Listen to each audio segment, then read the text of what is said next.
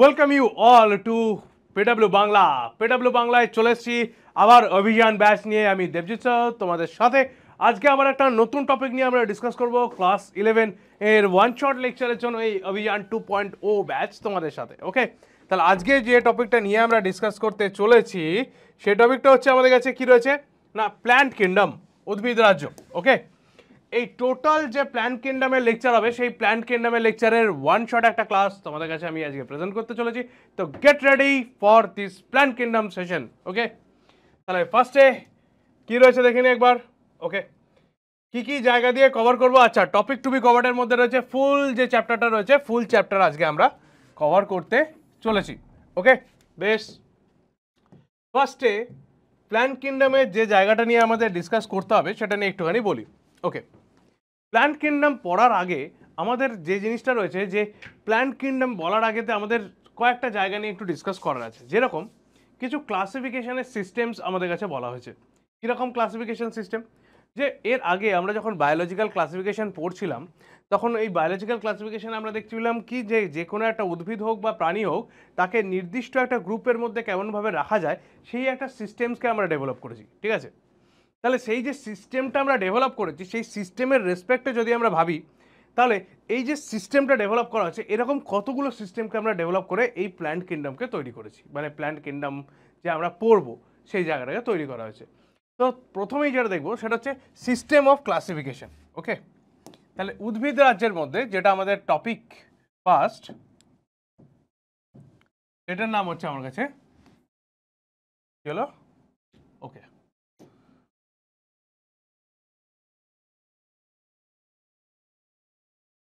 System of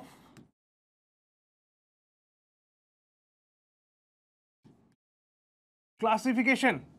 এই যে system of classification মানে কি কি পর্যায়ে একে আমরা ভাগ করতে পারি। তো ইজিলি যদি একবার কুইকলি রিভাইজ করি তাহলে সিস্টেম অফ ক্লাসিফিকেশনের জায়গা থেকে একে আমরা তিনটে ভাগে ভাগ করতে পারি। ক্লিয়ার রকম না? একটা সবার প্রথম যে সিস্টেম অফ ক্লাসিফিকেশনসটা এসেছিল তার নাম হচ্ছে আর্টিফিশিয়াল সিস্টেম অফ ক্লাসিফিকেশন। এই আর্টিফিশিয়াল সিস্টেম অফ ক্লাসিফিকেশনকে দিয়েছিলেন না ক্যারোলাস লিনিয়াস। ওকে, তাহলে ফার্স্ট আমি লিখে দেবো কি, artificial system of classification by Carolus Linnaeus।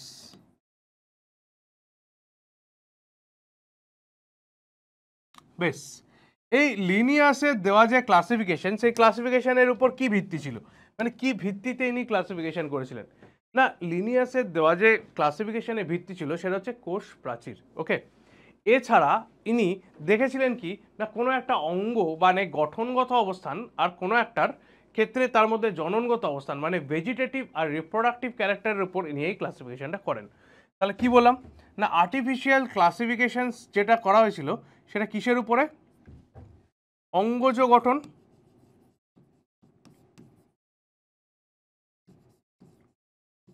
ও জননগত গঠনের উপর ভিত্তি করে। এবার ভাবো যে কোনো একটা উদ্ভিদকে যদি ধরে নাও তুমি শীতকালে দেখছো তেঁতুল গাছকে, তাহলে কি হবে? সেই তেঁতুল গাছের পাতা ঝরে যেতে দেখবে। আবার সেই তেঁতুল গাছটাকে যদি তুমি বর্ষাকালে দেখো তার মধ্যে পাতা দেখতে পাবে। তার মানে কি হয় না, অঙ্গজ গঠন আমার বিভিন্ন সময় বিভিন্ন মানে পরিবেশের উপর ভিত্তি করে পরিবর্তন হতে পারে, তাই তো? যেমন যদি আরেকটা কথা বলি, যে পাতা আমি আমাদের গাছের মধ্যে দেখতে পাচ্ছি কিন্তু এই পাতাটাই কাঁটায় পরিণত হয়ে যায় কার মধ্যে না, ক্যাকটাসের মধ্যে। তাহলে তার মধ্যে একটা আলাদা রকমের রূপ রয়েছে, আবার আমাদের গাছের উদ্ভিদের মধ্যে একটা আলাদা রকমের রূপ রয়েছে। এছাড়া আবারও যদি বলি, গরমকালে দেখতে পাই যে পাতার আকৃতি সেগুলো সব এরকম জল বার করে ঝিমিয়ে পড়ে রয়েছে। ওকে, আর বর্ষাকালে দেখতে পাই সব সবুজ সতেজ পুরো একদম নতুন পাতার মতো দেখাচ্ছে। তাহলে এই রকম ধরনের আকৃতিগত পার্থক্য আমরা অঙ্গজ গঠনের মধ্যে দেখতে পাচ্ছি, কিন্তু জননগত গঠনের মধ্যে এরকম আকৃতিগত পার্থক্য সহজে আমরা পাই না। তাহলে এই দুটো ভিত্তিতে যখন আমরা ক্লাসিফিকেশন করব, কীরকম না ভেজিটেটিভ আর রিপ্রোডাক্টিভ ক্যারেক্টারের ভিত্তিতে যখন আমরা ক্লাসিফিকেশন করব তখন কিন্তু আমাদের ক্লাসিফিকেশনটা সমস্যার মধ্যে পড়বে। তাহলে এই দুটোকে কখনোই আমি সমান ওয়েট দিতে পারি না, এই দুটোকে কখনোই আমি সমান ওয়েট দিতে পারি না। সেই জন্য এই আর্টিফিশিয়াল ক্লাসিফিকেশনস যেটা লিনিয়াস দিয়েছিলেন সেই ক্লাসিফিকেশনসটাকে আমরা আর কন্টিনিউ করতে পারিনি। এরপরে যেটা আসে আমাদের কাছে সেটা হচ্ছে ন্যাচারাল সিস্টেম অফ ক্লাসিফিকেশন, মানে প্রাকৃতিক ন্যাচারাল সিস্টেম অফ ক্লাসিফিকেশন কে দিয়েছিলেন? না বেন্থাম অ্যান্ড হুকার।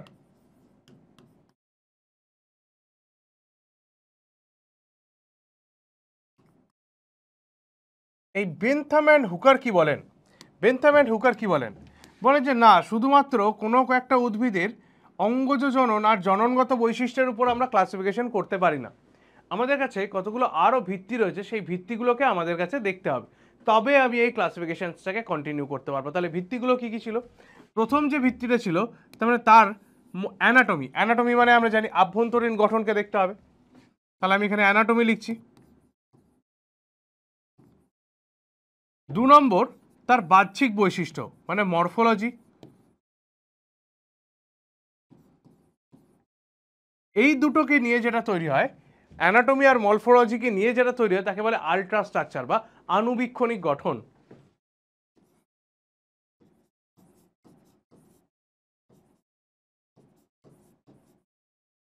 আণুবীক্ষণিক গঠন। 3 নম্বর পয়েন্টে দেখব কোনো একটা উদ্ভিদের মধ্যে কিরকম ধরনের রাসায়নিক পদার্থ রয়েছে সেটার উপরে উনি গুরুত্ব দেন। কোনো একটা উদ্ভিদ রয়েছে তার মধ্যে দেখতে পাচ্ছি আমি ট্যানিনকে সঞ্চয় করে রেখেছে, কোনো উদ্ভিদের মধ্যে রাবার, কোনো উদ্ভিদের মধ্যে আমি দেখতে পাচ্ছি রজনকে বা রেজিনকে সঞ্চয় করে রেখেছে। তাহলে সঞ্চিত পদার্থ সেটা একটা কেমিক্যালস বা রাসায়নিক পদার্থ। তাহলে উদ্ভিদের যে ফাইটোকেমিস্ট্রি সেটাও আমরা আলোচনা করব। ঠিক আছে, মানে উদ্ভিজ্জ রাসায়নিককে কি বলা হয়? ফাইটোকেমিস্ট্রি।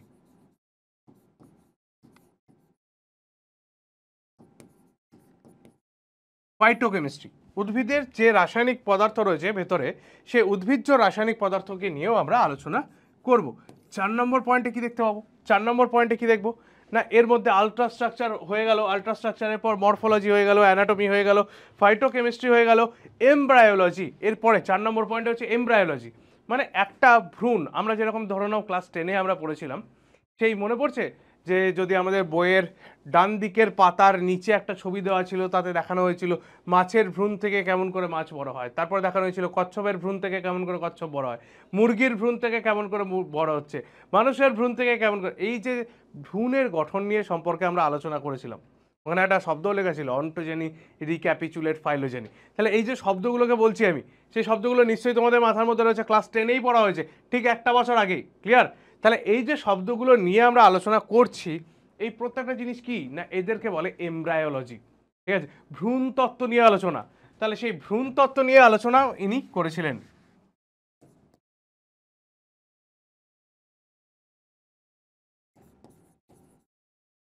তাহলে কি কি পেলাম? অ্যানাটমি, মরফোলজি, ফাইটোকেমিস্ট্রি আর এমব্রায়োলজি।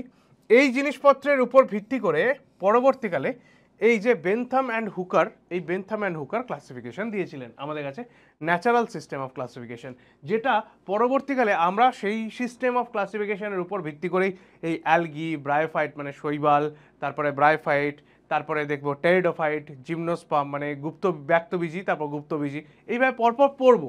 ঠিক আছে, এইভাবে আমরা পড়বো, চেষ্টা করব পুরোটাকে পুরো কভার করার। নেক্সট কি দেখতে পাই না এই সিস্টেম অফ ক্লাসিফিকেশনের একটা নতুন রূপ তৈরি হয়। কীরকম নতুন রূপ তৈরি হয়? না সিস্টেম অফ ক্লাসিফিকেশনের সাথে সাথে পরবর্তীকালে বিজ্ঞানী হচ্ছে ইংলার আর প্লান্টার বলে দুজন বিজ্ঞানী, তারা কি করেন বলে যে আচ্ছা এই যে জিনিসগুলো নিয়ে নিয়ে আলোচনা করছেন একদম ঠিক আছে, কিন্তু তার সাথে সাথে আমাদের একটু ইভলিউশন বা অভিযোজনগত বৈশিষ্ট্যটাও দেখতে হবে। কার পর কে সৃষ্টি হলো, তারপর কে সৃষ্টি হলো, এইরকমভাবে যখন অভিযোজনগত বৈশিষ্ট্যের উপরে ভিত্তি করে আমি পড়বো, তখন তাকে আমরা বলবো সেটা কি ফাইলোজেনেটিক রিলেশনশিপ বা ফাইলোজেনেটিক সিস্টেম অফ ক্লাসিফিকেশন। ঠিক আছে, তাহলে 3 নম্বর পয়েন্টে দেখতে পাবো যেটা, সেটা হচ্ছে phylogenetic system of classification.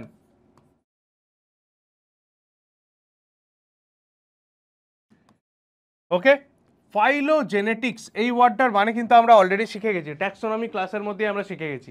Taxonomy ক্লাসটা যদি না করে থাকো একবার ট্যাক্সোনমি ক্লাসটা করে চলে আসবে, কারণ এর যে বেসিসগুলো দেখতে পাচ্ছ সব বেসিসগুলো কিন্তু ওখান থেকেই করা।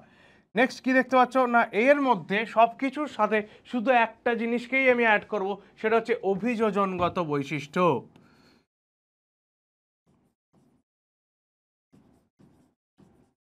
অভিযোজনগত বৈশিষ্ট্য। ওকে, তাহলে এই অভিযোজনগত বৈশিষ্ট্যের নিরিখে যখন কোনো একটা উদ্ভিদকে ধরে নাও এটা হচ্ছে আমার সব থেকে সেই আদি প্রাণী, ঠিক আছে, এর নাম দিলাম এ। এই আদি প্রাণী থেকে উঠে এখানে একটা প্রাণী তৈরি হচ্ছে, এর নাম হচ্ছে বি। পরবর্তীকালে দেখতে পাচ্ছি এই বি থেকে আবার একটা নতুন প্রাণী তৈরি হচ্ছে, এর নাম দিলাম হচ্ছে বি ড্যাশ। তার থেকে আবার একটা প্রাণী তৈরি হচ্ছে, তার নাম হচ্ছে বি ডবল ড্যাশ। এ উপরের দিকে উঠে গেলে তার থেকে তৈরি হচ্ছে সি।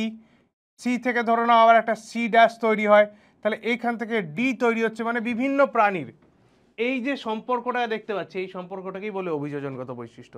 মানে কোনো একটা উদ্ভিদ হোক বা প্রাণী হোক তার মধ্যে আগের উদ্ভিদ বা প্রাণীর কি বৈশিষ্ট্য রয়েছে, তার থেকে নিম্ন শ্রেণীর উদ্ভিদ বা প্রাণীর কি বৈশিষ্ট্য রয়েছে, সেই সম্পর্কটাকেও আমরা আলোচনা করব। তাহলে এই তিনটে হচ্ছে আমার কাছে সিস্টেম অফ ক্লাসিফিকেশন। এই তিনটে সিস্টেম অফ ক্লাসিফিকেশনের উপর ভিত্তি করে আমরা এই আজকের যে প্ল্যান্ট কিংডম সেই প্ল্যান্ট কিংডমকে পড়তে চলেছি। ক্লিয়ার? এছাড়াও এবার এই নতুন সিস্টেম অফ ক্লাসিফিকেশন নিয়ে তো ডিসকাস করলাম, এছাড়াও আরও কিছু নতুন টাইপ অফ ট্যাক্সোনমি, যদিও তোমাদের কাছে এগুলো আমি অলরেডি বলেছি, তবুও আরেকবার একটু রিপিট করি যে কিছু ট্যাক্সোনমির পদ্ধতিও আমাদের কাছে তৈরি হয়েছে। কীরকম ট্যাক্সোনমির পদ্ধতির মধ্যে প্রথমেই আমরা যেটা দেখতে পাবো, দাঁড়াও এখানে হেডিং করে নিই, নতুন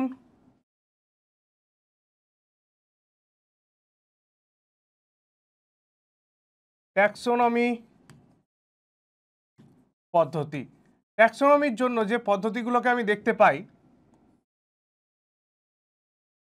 সেই পদ্ধতির মধ্যে প্রথম যেটা দেখতে পাবো তার 1 নম্বর পয়েন্টে লেখা রয়েছে, দেখতে পাবে সাইটোট্যাক্সোনমি বা ক্যারিওট্যাক্সোনমি। ওকে, সাইটোট্যাক্সোনমি আর ক্যারিওট্যাক্সোনমি কাকে বলে? দেখো কি বললাম, লিখে ফেলি আগে।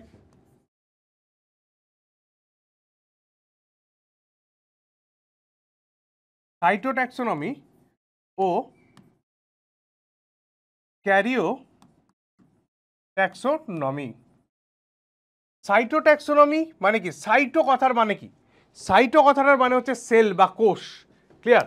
তাহলে সাইটো যে ওয়ার্ডটার কথা বলছি আমি তার অর্থ হয়ে যাচ্ছে আমার কাছে কি? কোষ। আর ক্যারিও কথাটার মানে কি? ক্যারিও কথাটার মানে হচ্ছে আমার কাছে নিউক্লিয়াস।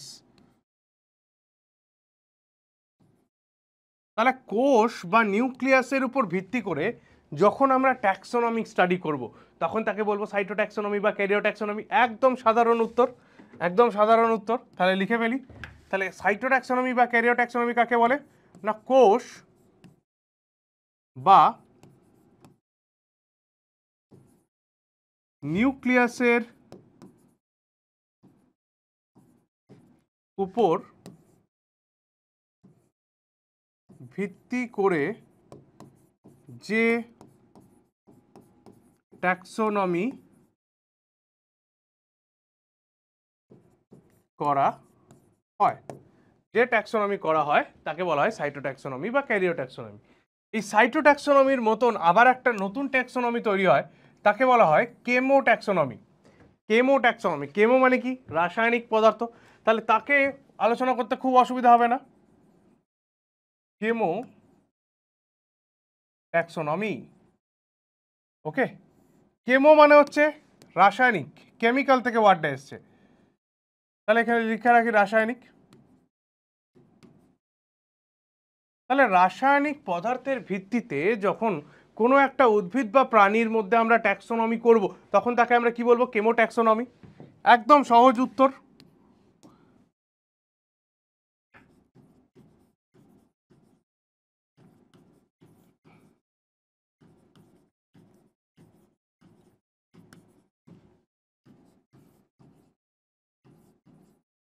ভিত্তিতে ট্যাক্সোনমি হয়ে গেল। বেশ, রাসায়নিক পদার্থের উপর ভিত্তি করে ট্যাক্সোনমি হলো। এরপর 3 নম্বর পয়েন্টে আমরা চলে যাব, তাকে বলা হয় নিউমেরিক্যাল ট্যাক্সোনমি। দেখো 3 নম্বর পদার্থে আমরা চলে এলাম, সেখানে হচ্ছে আমার কাছে নিউমেরিক্যাল। নিউমেরিক্যাল মানে কি? নাম্বারস, সংখ্যা। তাহলে সংখ্যার উপর ভিত্তি করে দেখো কেমন বলছি, নিউমেরিক্যাল ট্যাক্সোনমি। সংখ্যার উপর ভিত্তি করে ট্যাক্সোনমি স্যার কেমন করে করা হয়? এইটা ধরে নাও তুমি একটা নতুন জঙ্গলের মধ্যে ঘুরে বেড়াচ্ছিলে, তুমি একটা গাছকে তুলে নিয়ে এলে, তুলে নিয়ে আসার পর বললে একে আমি ট্যাক্সোনমি করব। অন্যদিকে তাহলে তোমাকে কি করতে হবে? প্রথম কি করতে হবে? প্রথমে তোমাকে কি করতে হবে, ক্যারেক্টারাইজেশন করতে হবে, ক্যারেক্টারাইজেশন করতে হবে। তাহলে তুমি এই গাছটার রেসপেক্টে লিখলে এ ক্যারেক্টার এর মধ্যে রয়েছে, বি ক্যারেক্টার এর মধ্যে রয়েছে, সি ক্যারেক্টার এর মধ্যে রয়েছে, এইভাবে লিখে নিয়ে চলে এলে। ক্লিয়ার? তো আসার পর এবার তোমাকে দ্বিতীয় পদ্ধতি কি করতে হবে, ক্যারেক্টারাইজেশনসের পর আইডেন্টিফিকেশন। আইডেন্টিফিকেশন করার জন্য তুমি চলে গেলে হারবেরিয়ামে। সেখানে দেখতে পেলে যে ক্যারোলাস লিনিয়াস একটা গাছকে এরকমভাবে হারবেরিয়াম শিট বানিয়ে রেখেছিলেন। একটা কথা মনে রাখবে, এই যে বেনথাম অ্যান্ড হুকারের নাম বললাম, তারাই প্রথম এই হারবেরিয়াম বানিয়ে রাখার আইডিয়াটা তৈরি করেন। তো হারবেরিয়ামের মধ্যে গিয়ে দেখতে পাচ্ছ যে এর মধ্যে একটা এ ক্যারেক্টার রয়েছে, বি ক্যারেক্টার রয়েছে, সি ক্যারেক্টার রয়েছে। ক্লিয়ার? এই নিউমেরিক্যাল ট্যাক্সোনমি তোমাকে কি করতে সাহায্য করে না, এই দুটো ক্যারেক্টারের সাথে ম্যাচ করাতে সাহায্য করে। বোঝা গেল? দেখা যাচ্ছে তোমার উদ্ভিদটা যেটা রয়েছে আর ওই যেটা আমার কাছে লিনিয়াস সাহেব বার করে দিয়ে গেছিলো, সেই ক্যারেক্টারটা এক হয়ে গেল, ম্যাচ করলো। তাহলে তোমার হয়ে গেল কত, 1 পয়েন্ট। তোমারটাতে ম্যাচ করছে না কিন্তু লিনিয়ার সাহেবের সাথে রয়েছে, তাহলে এখানে কত হলো, ক্রস হয়ে গেল, তাহলে এটা হয়ে গেল 0। আবার দেখা যাচ্ছে কি না, তোমারও নেই, লিনিয়ার সাহেবেরও নেই, তাহলেও সেটা হয়ে যাচ্ছে ক্রস 0। ওকে, যদি ম্যাচ করে তাহলে 1, আর না ম্যাচ করলে সেখানে 0। তাহলে এরকমভাবে 1 0 1 0 1 0 এইভাবে ম্যাচ করিয়ে আমি যখন সংখ্যা মানে কতগুলো সংখ্যায় ম্যাচ করছে সেই সংখ্যার উপর ভিত্তি করে ট্যাক্সোনমি করব, তাকে নাম দেবো হচ্ছে নিউমেরিক্যাল ট্যাক্সোনমি। তাহলে এই পয়েন্টে এখানে কি লিখে ফেলবো,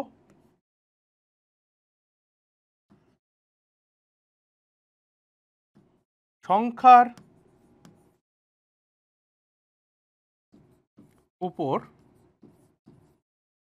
ভিত্তি করে যে ট্যাক্সোনমি করা হয়। ঠিক আছে, সংখ্যার উপর ভিত্তি করে এই ট্যাক্সোনমিটা দেখো আমরা করছি। তাহলে নতুন যে ট্যাক্সোনমির পদ্ধতি আছে বললাম, সেই নতুন 3টে ট্যাক্সোনমির পদ্ধতি আমরা এখানে ডিসকাস করলাম, সাইটো ট্যাক্সোনমি, কেমো ট্যাক্সোনমি, আর একটা হচ্ছে আমার কাছে নিউমেরিক্যাল ট্যাক্সোনমি। এরপরে আমরা যে প্ল্যান্ট কিংডমের পরপর যে কিংডমগুলো, সেই কিংডমগুলো সম্পর্কে আমরা আসতে চলেছি। ওকে, তো দেখো, তো প্ল্যান্ট কিংডমের পরপর যে কিংডমগুলো হয় সেটা দেখবে তোমাদের বইতে এটা দেওয়া রয়েছে, এটা তোমাদের বইতে দেওয়া রয়েছে। এখানে দেখো পরিষ্কার বড় বড় করে লেখা রয়েছে যে Bentham and Hooker, classification by Bentham and Hooker. তাহলে বেনথাম আর হুকারের দেওয়া যে ক্লাসিফিকেশন, সেই পর্যায় অনুযায়ী আমাদেরকে করতে হচ্ছে। তাহলে এই জিনিসটাই আমি যদি এখন তোমাদের সামনে করি, আমি একবারে তোমাদের সামনে করছি, যাতে যারা ধরো পেন পেপার নিয়ে বসেছে, যাদের যাতে মনে হয় যে অনলাইনে স্যার আবার লেখা জিনিস মানে লিখবো কখন, চলো আমার সাথে শুরু করো লিখতে। ঠিক আছে, দেখো উদ্ভিদ রাজ্যকে, তো উপরে লিখে ফেলো উদ্ভিদ রাজ্য।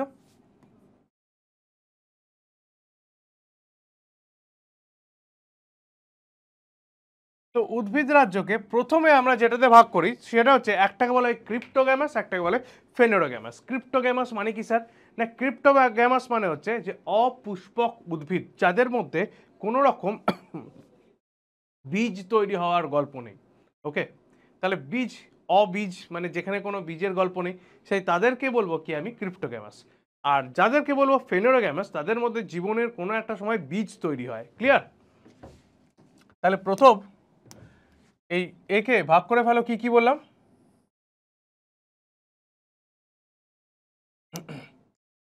এদিকে বললাম ক্রিপ্টোগ্যামাস।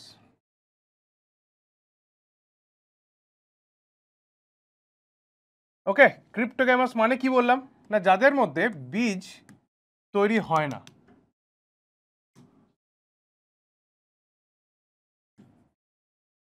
বীজ নেই। ওকে, আর যেদিকে আমার বীজ তৈরি হয় সেই ভাগটার নাম কি বললাম না, সেই ভাগটার নাম হচ্ছে আমার কাছে ফেনোরোগ্যামাস।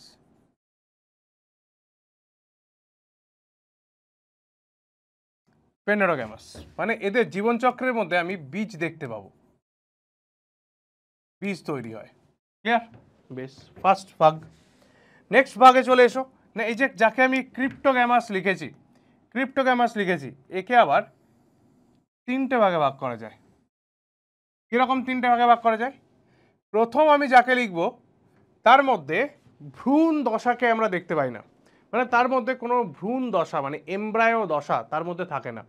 তাহলে এমব্রায়ো দশা যদি না থাকে, তাকে আমরা আমি ইংরেজিতে বলি তাহলে কি বলবো, নন এমব্রায়োফাইট, মানে যার মধ্যে কোনো ভ্রূণ দশা নেই। তাহলে প্রথম যেটাকে লিখছি সেটার নাম হচ্ছে আমার কাছে নন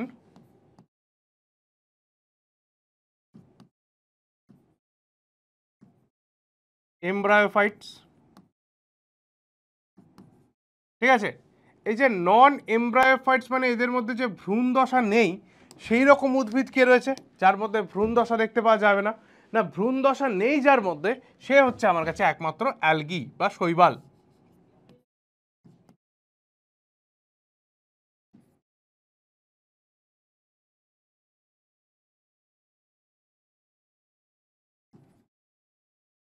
ক্লিয়ার? ওকে। আর বাকি প্রত্যেকের মধ্যে আমি ভ্রূণ দশা দেখতে পাবো। তাহলে ভ্রূণ দশা কাদের মধ্যে পাওয়া যাবে? যাদেরকে বলবো, যাদের মধ্যে পাওয়া যাবে তাদেরকে আমি কি বলবো? এমব্রায়োফাইটস।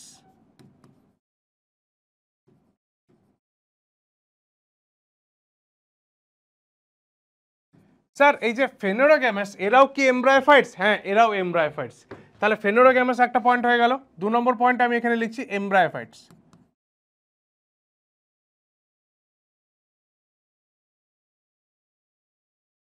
এমব্রায়োফাইটস, এমব্রায়োফাইটস এর মধ্যে কারা পড়ে? এমব্রায়োফাইটস এর মধ্যে কারা পড়বে না, এমব্রায়োফাইটস এর মধ্যে আমার তিনটে দলকে রাখা হয়। ঠিক আছে, কে কে? না, এমব্রায়োফাইটস এর মধ্যে পড়ে হচ্ছে যাদের মধ্যে প্রথম আমার কিরকম না রুট লাইক লিফ লাইক এরকম ধরনের একটা স্ট্রাকচারকে দেখতে পাবো। তাহলে ফার্স্ট এই যে নন এমব্রায়োফাইটস, তারপরে ফার্স্ট আসছে পুরোটা হচ্ছে আমার কাছে এমব্রায়োফাইটস। তো নন এমব্রায়োফাইটস এর মধ্যে কে পড়ে না অ্যালগি পড়ে। এমব্রায়োফাইটস এর ভেতরে এবার আমরা এসে ডিসকাস করছি। এমব্রায়োফাইটস এর মধ্যে প্রথম যাকে দেখবো সে হচ্ছে আমার কাছে উদ্ভিদের মতো, কিন্তু তাকে আমরা বলি কি অ্যাট্রাকিওফাইটস, মানে তাদের মধ্যে কোনো ভাস্কুলার বান্ডিল তৈরি হয়নি, জল সংবহন তন্ত্র এদের মধ্যে তৈরি হয়নি।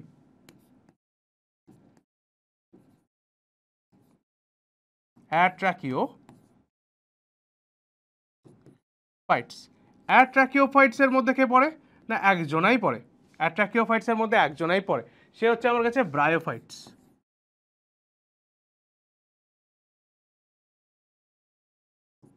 ব্রায়োফাইটস।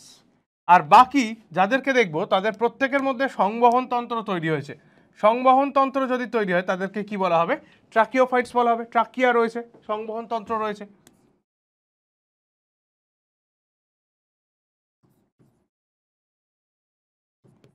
ট্রাকিওফাইটস। তাহলে এই দিকেও আমি আরেকটা পয়েন্ট লিখতে পারি, ট্রাকিওফাইটস।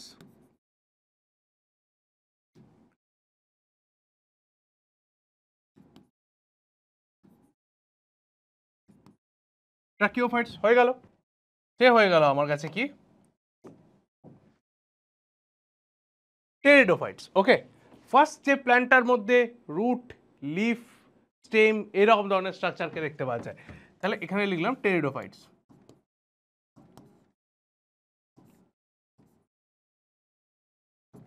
ওকে, টেরিডোফাইটস হয়ে গেল ফার্স্ট এখানের মধ্যে ট্রাকিওফাইটস এর ভেতর। ক্লিয়ার? তাহলে এখানে ট্রাকিওফাইটস এর এখানে লিখে রেখেছি। এবারে এই দিকটায় চলে এসো, এবার এই দিকটায় চলে এসো। কি বলেছি? ফেনোরোগেমাস, এমব্রায়োফাইট, ট্রাকিওফাইটস। এবার এদেরকে দুটো ভাগে ভাগ করা যায়। ঠিক আছে, এই ট্রাকিওফাইটসকে নয়, মানে পুরো এই গ্রুপটাকে, এই ফেনোরোগেমাস, এমব্রায়োফাইটস, ট্রাকিওফাইটসকে দুটো ভাগে ভাগ করা যায়। এই গ্রুপকে কিরকম না, এদেরকে ফেনোরোগ্যামাস বলেছি, তার মানে এদের মধ্যে সিড প্রেজেন্ট হবে, কোনো না কোনো টাইমে, একটা টাইমে কোথাও সিড প্রেজেন্ট হবে। সেই সিড কেমনভাবে প্রেজেন্ট তার উপরে কে ভাগ করা হয় কি না জিমনোস্পার্ম, আর একটাকে বলা হয় অ্যাঞ্জিওস্পার্ম। জিমনোস্পার্ম মানে হচ্ছে ব্যক্তবীজী উদ্ভিদ। ক্লিয়ার? এ হচ্ছে, একে কি বলে? ব্যক্তবীজী।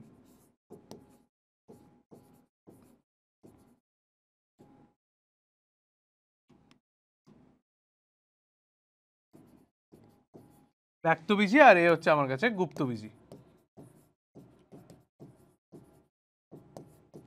এবার এই যে ব্যক্তবীজী আর গুপ্তবীজী দেখতে পাচ্ছ, এই অ্যাঞ্জিওস্পার্মকে আমরা আবার দুটো ভাগে ভাগ করি। একটা হচ্ছে একবীজপত্রী, একটা হচ্ছে দ্বিবীজপত্রী। ক্লিয়ার? একটা হচ্ছে একবীজপত্রী আর একটা হচ্ছে আমার কাছে দ্বিবীজপত্রী। লিখে গেল।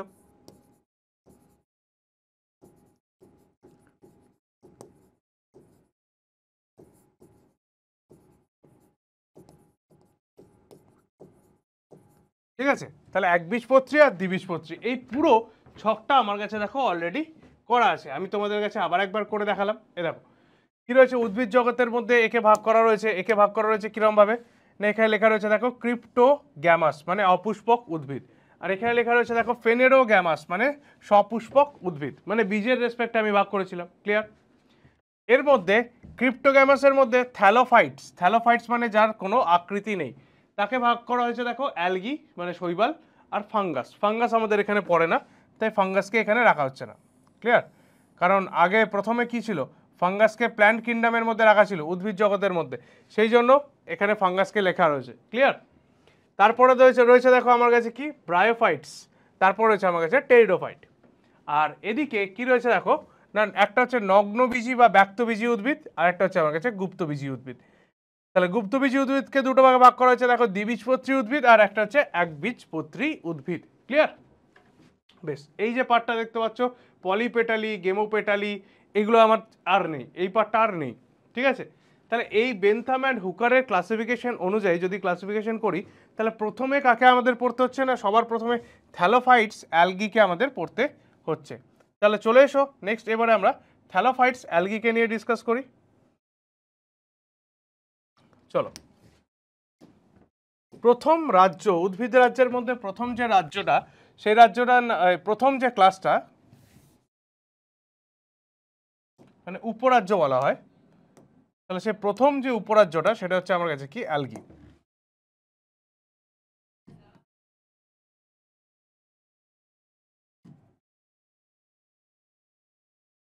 সব থেকে প্রিমিটিভ, সব থেকে আদি উদ্ভিদের মধ্যে যে পড়ে সেটা হচ্ছে আমার কাছে অ্যালগি। ক্লিয়ার? তো অ্যালগি নিয়ে এবার ডিসকাস করা স্টার্ট করছি। দেখো অ্যালগিকে তার রঞ্জক পদার্থ বা রঙের উপর বেস করে তাকে আমরা তিনটে ভাগে ভাগ করি। সেই তিনটে ভাগেতে আসার আগে প্রথমে এর কিছু সাধারণ বৈশিষ্ট্য বলি। অ্যালগি হচ্ছে আমার কাছে সম্পূর্ণ জলজ অবস্থায় একে দেখতে পাওয়া যায়।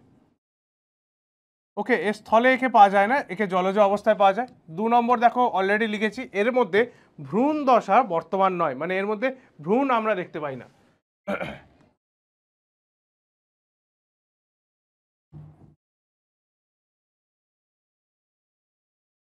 বর্তমান নয়। তাহলে এইখানে দুটো পয়েন্ট হয়ে গেল। 3 নম্বর পয়েন্টে আমি কি লিখবো, না এর যে অ্যালগি তার মধ্যে রঞ্জক পদার্থের উপর ভিত্তি করে একে 3 ভাগে ভাগ করা হয়। এছাড়াও ওইটাও লিখতে পারো যে এর মধ্যে কোনো সংবহন তন্ত্র নেই, এর মধ্যে ফুল হয় না, মানে প্রত্যেকটা পয়েন্ট যেগুলো আমরা লিখেছি সেগুলো তুমি প্রত্যেকটা পয়েন্টই লিখতে পারো, কোনো অসুবিধা নেই। তাহলে আমি ডাইরেক্টলি চলে আসছি কি, রঞ্জক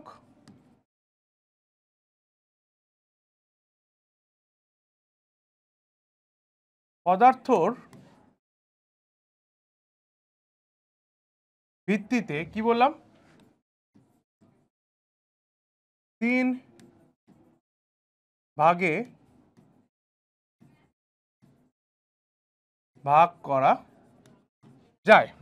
ক্লিয়ার? 3টে ভাগে ভাগ করা যায়। এই 3টে ভাগ কি কি, এই 3টে ভাগ কি কি,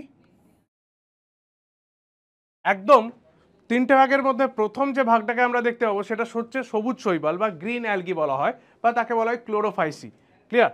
সবুজ রঙের রঞ্জক পদার্থ যুক্ত যে অ্যালগি তাকে বলা হয় ক্লোরোফাইসি।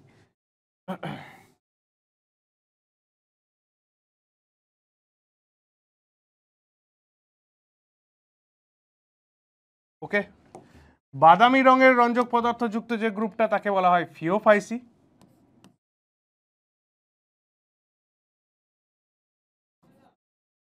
আর লাল রঙের রঞ্জক পদার্থ যুক্ত যে ভাগটা তাকে বলা হয় Rhodophyceae.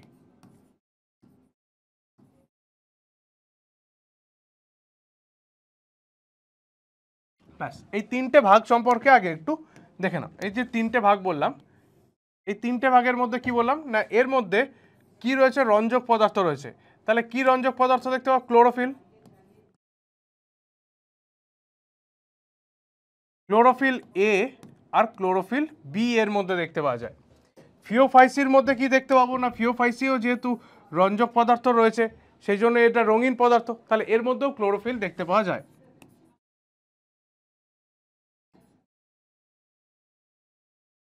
Chlorophyll A R C K দেখতে পাওয়া যায়। তার সঙ্গে সঙ্গে এই বাদামি রঙের জন্য এর মধ্যে আরেকটা রঞ্জক পদার্থকে আমরা দেখতে পাই। ওকে, সেটার নাম হচ্ছে ফিওফাইটিন।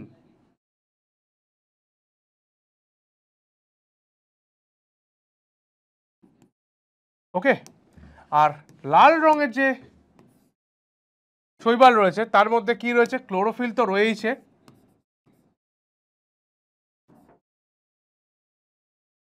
ক্লোরোফিল এ অ্যান্ড ডি বর্তমান, তার সঙ্গে সঙ্গে দরকার এই লাল রঙের জন্য রয়েছে আর ফাইকো এরিথ্রিন। এই তিনটে রঞ্জক পদার্থের নাম তোমাদের কাছে আমি বললাম। ক্লোরোফাইসির মধ্যে শুধুমাত্র ক্লোরোফিলই বর্তমান, ক্লোরোফিল এ অ্যান্ড বি। ফিওফাইসির মধ্যে ক্লোরোফিল এ অ্যান্ড সি, তার সঙ্গে ফিওফাইসিন। আর রোডোফাইসির মধ্যে ক্লোরোফিল এ অ্যান্ড ডি, তার সঙ্গে আর ফাইকো এরিথ্রিন। ক্লিয়ার, বোঝা গেল? এই যে আমার কাছে রঞ্জক পদার্থগুলো বলার পরে এই যে আমার কাছে হয়ে গেল পরপর যে তিনটে গ্রুপ, সেই তিনটে গ্রুপের রঞ্জক পদার্থগুলো তোমাদের কাছে ডিসকাস করলাম। এবারে আকৃতি সম্পর্কে একটু ডিসকাস করব। এবারে এই যে অ্যালগি, তার গঠন সম্পর্কে একটুখানি আমরা দেখব, ঠিক আছে? তো অ্যালগির মধ্যে বহু ধরনের গঠনকে আমরা দেখতে পাই।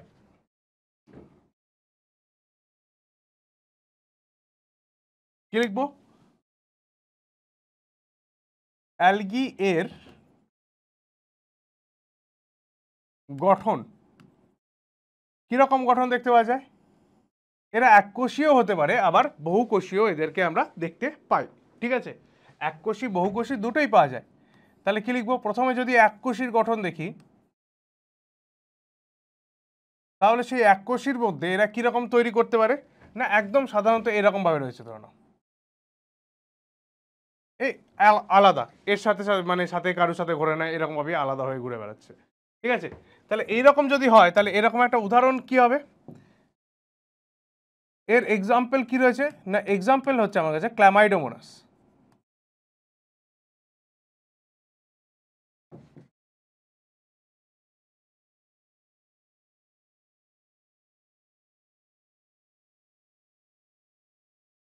ক্ল্যামাইডোমোনাস, ওকে। এবার দেখতে পাচ্ছি যে এই এককোষী তারাই কি করছে, তারা সবাই মিলে এরকম একটা কলোনি তৈরি করছে, বৃত্তাকার অংশ। তাহলে এর এক্সাম্পল কি হচ্ছে না, এর এক্সাম্পল হচ্ছে আমাদের কাছে ভলবক্স, ঠিক আছে? এর এক্সাম্পল হয়ে যাচ্ছে আমার কাছে ভলবক্স। ভলবক্স কি তৈরি করছে? এটাকে বলা হয় কলোনি।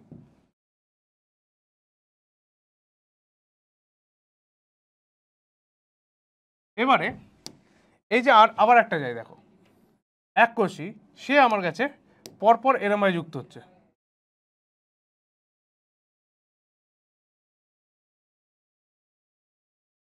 এরম বা যুক্ত হচ্ছে, ঠিক আছে? এটাকে কি বলবো? সূত্রাকার বা ফিলামেন্টাস, ঠিক আছে? এটা হয়ে গেল আমার কাছে সূত্রাকার বা ফিলামেন্টাস। কি এক্সাম্পল হবে? দেখো এক্সাম্পল, এক্সাম্পল স্পাইরোগাইরা, ইউলোথ্রিক্স, এগুলো হচ্ছে এক্সাম্পল।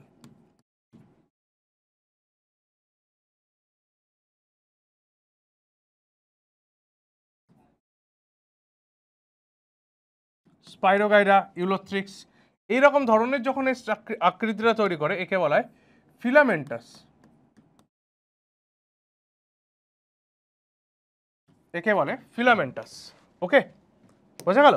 তাহলে দেখো এককোষী প্রাণী থেকে শুরু করে বহুকোষী কিরমভাবে এরা নিজেদের আকৃতি গঠন করছে, ঠিক আছে? এবারে যদি আমি সরাসরি একবারে চলে আসি বহুকোষী প্রাণীতে, 2 নম্বর এখানে লিখছি দেখো,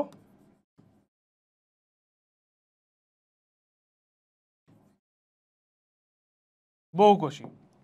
তার মধ্যে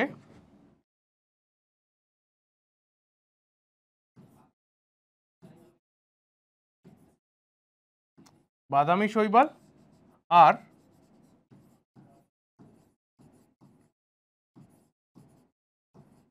লোহিত শৈবাল, এই দুটোকেই আমরা রাখতে পারি, মানে ব্রাউন অ্যালগি আর রেড অ্যালগি, এরা দুজনেই হচ্ছে আমার কাছে কি সাধারণত এরা বহুকোষী আমরা দেখতে পাই। তাহলে গ্রিন অ্যালগি বা সবুজ শৈবাল যাদেরকে আমরা বলছি, তাদের মধ্যেই বিভিন্ন ধরনের আকৃতিগত গঠন আমরা দেখতে পাচ্ছি। যেমন ধরো নাও বাদামি শৈবালের মধ্যে যদি বলি, তাহলে বাদামি শৈবালের গঠনটা অনেকটা এরকম ধরনের, এরকম ভাবে নিচে এরা আটকে থাকে আর এদিকে একটা এরকম পাতার মতো আকৃতিকে তৈরি করে, ঠিক আছে? এই যে আকৃতিটা দেখালাম বা যেটা ছবিটা আঁকলাম এখানে, এর নাম হচ্ছে ল্যামিনেরিয়া, ঠিক আছে? ল্যামিনেরিয়া, ক্লিয়ার? তাহলে এইরকম ধরনের আকৃতি দেখতে পাওয়া যায়। যদি লোহিত শৈবালের কথা বলি, তাহলে দেখতে পাবো হচ্ছে এরকম একটা পাতার মতো বড় একটা অংশ তৈরি করেছে এরকম, ওকে?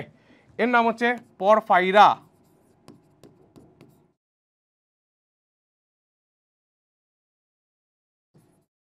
ওকে, বেশ। তাহলে মোটামুটি একটা অ্যালগি সম্পর্কে আইডিয়া তোমাদের কাছে তৈরি করলাম যে অ্যালগির মধ্যে এই এই জিনিস দেখতে পাওয়া যাচ্ছে। এরপরে যেটা আমরা চলে আসবো যে অ্যালগির মধ্যে জনন কি পদ্ধতিতে দেখতে পাওয়া যায়, অ্যালগির মধ্যে জনন কি কি পদ্ধতিতে আমরা দেখতে পেয়ে থাকি। তাহলে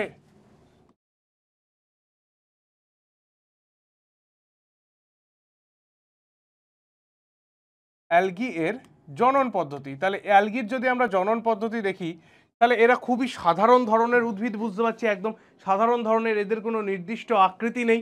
কারণ একটু আগেই দেখতে পেলাম যে ক্ল্যামাইডোমোনাস সে এককোষী, তার আবার কিসের ধরনের কী রকম ধরনের আকৃতি আমি আর পাবো, ক্লিয়ার? তাহলে এর কোনো সাধারণ আকৃতি নেই সেরকমভাবে আমাদের। তাহলে কি পাওয়া যাবে, কি পাওয়া যাবে, এদের প্রথম জননের তিনটে পদ্ধতি আমরা দেখতে পাই। প্রথম যেটা সেটা হচ্ছে অঙ্গজ জনন। অঙ্গজ জনন মানে ভেজিটেটিভ রিপ্রোডাকশন। অঙ্গজ জননের মধ্যে কি হয়ে থাকে না খণ্ডী ভবন। খণ্ডী ভবন, ঠিক আছে। কোনো একটা শৈবাল যাচ্ছিল এরকমভাবে, স্পাইরোগাইরা এরকমভাবে যাচ্ছিল, সেই স্পাইরোগাইরার যে খণ্ডী ভবন হয় সেটা তোমরা অলরেডি কিন্তু ক্লাস 10-এও পড়ে ফেলেছো।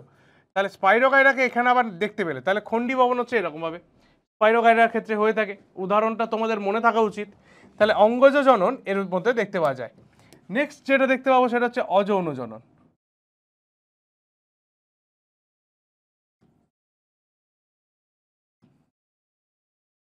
অযৌন জননের মধ্যে এরা কি করে, এরা সাধারণত চল রেণু তৈরি করে। এরা সাধারণত কি করে, চল রেণু তৈরি করে। তাহলে এইরকম ধরনের একটু আগে দেখতে পেলে ক্ল্যামাইডোমোনাস, সে এরকম দুটো ফ্লাজেলা যুক্ত চলরেণু তৈরি করে। চলরেণুকে আমরা বলে থাকি হচ্ছে জুস্পোর। আর এই চলরেণু গঠনটাই সাধারণত সব থেকে বেশি পরিমাণে দেখা যায়, সব থেকে বেশি পরিমাণে একে দেখতে পাওয়া যায়। এরপর চলে আসো আমাদের কাছে যৌন জননে।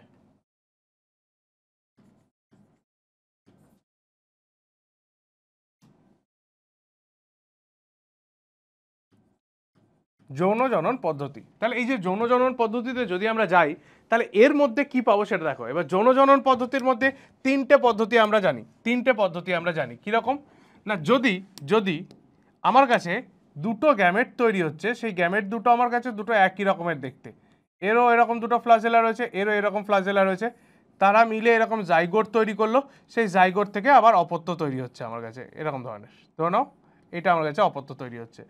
একই রকম যদি দেখতে হয় তাহলে এই পদ্ধতিটার নাম হচ্ছে আমাদের কাছে আইসোগ্যামি।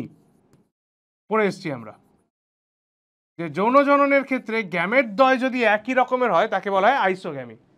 গ্যামেট দ্বয় যদি পৃথক হয়, ধরে নাও একটা এরকম বড় মতো আর অন্যদিকে একটা ছোট মতো, তাহলে তখন এই একই পদ্ধতিতে এরকমভাবে যখন আমরা দেখতে পাবো তখন একে আমরা কি বলবো, অ্যান আইসোগ্যামি। মানে আইসো মানে কি সেম, অ্যান আইসো মানে কি একই নয়, অ্যান আইসোগ্যামি। আর একটা জায়গায় যদি দেখি যে আমার কাছে নিশ্চল স্ত্রী গ্যামেট আর সচল পুং গ্যামেট রয়েছে, এটা পুং গ্যামেট যেটা সচল, আর নিশ্চল হচ্ছে আমার কাছে স্ত্রী গ্যামেট, তারা দুজন মিলিত হয়ে আমার কাছে জাইগোট তৈরি করলো, সেই জাইগোট থেকে আমার পরবর্তী ভ্রূণ তৈরি হচ্ছে, ঠিক আছে। তাহলে একে বলা হয় উগ্যামি। এই তিনটে পদ্ধতিই আমরা এর মধ্যে দেখতে পাবো। এই যে অ্যালগি পড়ছি, অ্যালগি যৌন জননের মধ্যে তিনটে পদ্ধতিই দেখতে পাওয়া যায়, ঠিক আছে, তিনটে পদ্ধতিই আমরা পড়বো। তাহলে যৌন জননের মধ্যে প্রথম আমরা একদম প্রিমিটিভ লেভেলে কি কাকে দেখতে পাবো না, আইসোগ্যামি।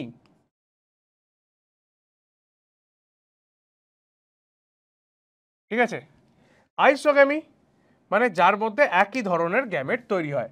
এবার আইসোগ্যামির মধ্যেও আমরা দুটো ধরনের গ্যামেটকে দেখতে পাই, একটা হচ্ছে চলরেণু, একটা হচ্ছে অচলরেণু। তাহলে চলরেণুকে বলবো জুস্পোর আর অচলরেণুকে বলবো অ্যাপ্ল্যানোস্পোর, ক্লিয়ার? তাহলে প্রথম লিখে গেল যে এখানে হচ্ছে কি আমার কাছে আইসোগ্যামি চলরেণু। উদাহরণ লিখবে উডোরিনা। দাঁড়াও এটাকে একটু নিচে করে দিই, তাহলে এখানে আমি উদাহরণটা লিখতে পারবো।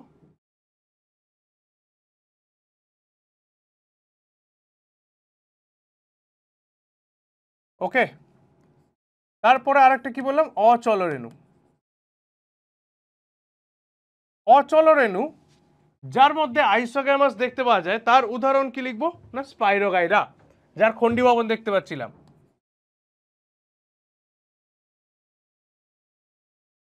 স্পাইরোগাইরা। তাহলে এটা একটা পদ্ধতি হয়ে গেল আমার কাছে আইসোগ্যামি। অ্যানাইসোগ্যামি দেখতে পাওয়া যায় হচ্ছে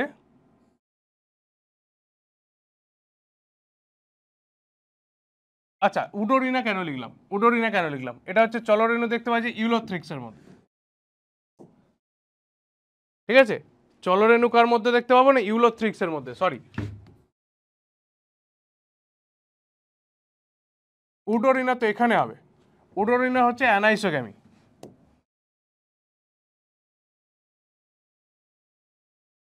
অ্যানাইসোগ্যামি তাহলে কার দেখতে পাবো,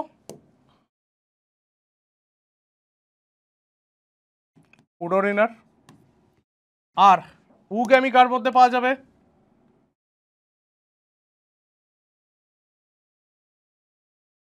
উগ্যামি তাহলে কার মধ্যে দেখতে পাবো না, উগ্যামি দেখতে পাবো হচ্ছে আমি পরবর্তীকালে এই যে বড়গুলো রয়েছে, যেগুলো বড় মানে গ্রিন অ্যালগি ছাড়া বাদ দিয়ে যেগুলো আমার কাছে ব্রাউন অ্যালগি রেড অ্যালগি রয়েছে তার মধ্যে আমি দেখতে পাবো। আমার কাছে যেটা মনে রাখতে হবে সেটা হচ্ছে দুটো নাম মনে রাখবে, একটা নাম হচ্ছে ভলভক্স, একটা হচ্ছে ফিউকাস। গ্রিন অ্যালগি অথচ উগ্যামি করে হচ্ছে কে, ভলভক্স। আর 2 নম্বর যেটা হচ্ছে সেটা হচ্ছে ফিউকাস, এটা একটা ব্রাউন অ্যালগি। ক্লিয়ার, ফিউকাস হচ্ছে আমার কাছে ব্রাউন অ্যালগি, বাদামি। ওকে, তাহলে এই হয়ে গেল আমার কাছে অ্যালগির মোটামুটি জনন। এবারে আমরা চলে আসবো যেটায়, সেটা হচ্ছে যে অ্যালগির কে 3টে যে ভাগে ভাগ করেছিলাম, সেই 3টে ভাগ আরেকবার একটু আমরা দেখে নেব। 3টে ভাগ সম্পর্কে আরেকবার একটু দেখে নেব, তারপরে আমরা নেক্সট টপিকসে যাব। তার ফার্স্ট কি রয়েছে আমার কাছে দেখো,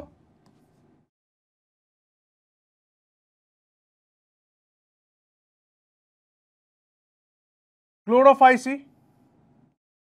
ওকে, ক্লোরোফাইসির পরে কে রয়েছে, ফিওফাইসি।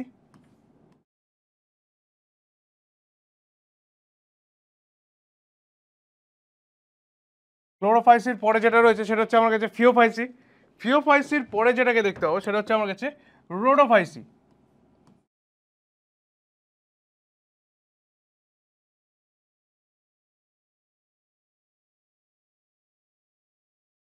এই 3টে টাইপের অ্যালগি আমরা পেয়েছি, 3টে টাইপের অ্যালগি আমরা পেয়ে গেছি। তাহলে এদের নামও এখন আমরা জানি, এটাকে গ্রিন অ্যালগি, এটাকে ব্রাউন অ্যালগি, ওটাকে রেড অ্যালগি বলবো। ঠিক আছে, তাহলে গ্রিন অ্যালগির মধ্যে প্রথমেই যেটা দেখবো সেটা হচ্ছে যে গ্রিন অ্যালগিকে নিয়ে যদি স্টাডি করি তাহলে এর মধ্যে বিভিন্ন ধরনের আকৃতি দেখতে পাই। এককোষীয় হতে পারে, আবার বহুকোষীয় হতে পারে, অনেক ধরনের আকৃতি পাওয়া যায়। তাহলে প্রথম আকৃতি দিয়ে শুরু করছি। তাহলে এরা হচ্ছে সাধারণত এককোষী বা বহুকোষী।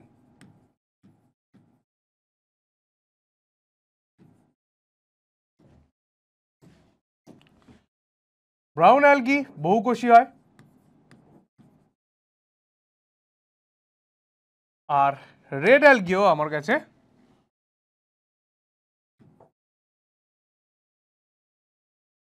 বহুকোষী হয়ে থাকে। ক্লিয়ার, বহুকোষী হয়ে থাকে। নেক্সট পয়েন্ট কি দেখবো, নেক্সট পয়েন্ট এদের মধ্যে কি রকম ধরনের সঞ্চিত পদার্থ রয়েছে সেটা নিয়ে দেখবো। বা রঞ্জক পদার্থ আগে দেখিনি, রঞ্জক পদার্থ করে দিয়েছি যদিও, তবুও আর একবার দেখিনি। এর মধ্যে ক্লোরোফিল এ থাকবে আর বি থাকবে। এর মধ্যে কি থাকবে, ক্লোরোফিল সিএইচ লিখছি, ক্লোরোফিল এ আর সি। আর এর মধ্যে দেখতে পাবো ক্লোরোফিল এ আর ডি। ঠিক আছে, এই 3টে রয়েছে। এছাড়াও ব্রাউন অ্যালগির মধ্যে একটা কালারকে দেখতে পাওয়া যায়, তার নাম হচ্ছে ফিউকোজ্যান্থিন।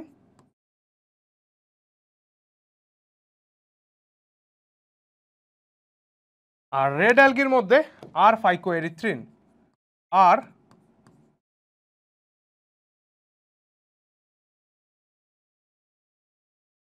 আর ফাইকোএরিথ্রিন। ক্লিয়ার, বেশ। সঞ্চিত পদার্থ এর মধ্যে পাইরিনয়েড দেখতে পাওয়া যায়। আর সঞ্চিত পদার্থ এর মধ্যে ল্যামারিন আর ম্যানিটল পাওয়া যায়। ম্যানিটল ও ল্যামারিনকে দেখতে পাওয়া যায়। ঠিক আছে, কিন্তু রোডোফাইসির মধ্যে আবার সঞ্চিত পদার্থ আমরা দেখতে পাবো ফ্লোরিডিয়ান স্টার্চ।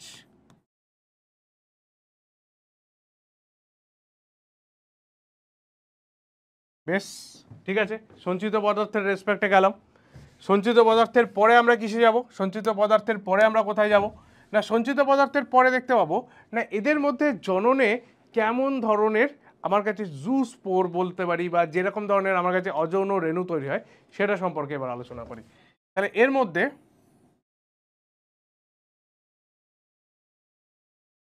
যে চলরেণু হয় তার 2 to 8, 2 থেকে 8টা প্রান্তীয় অঞ্চলে, মানে এটাকে এপিক্যাল পজিশন বলে, এপিক্যাল ফ্লাজেলা দেখতে পাওয়া যায়,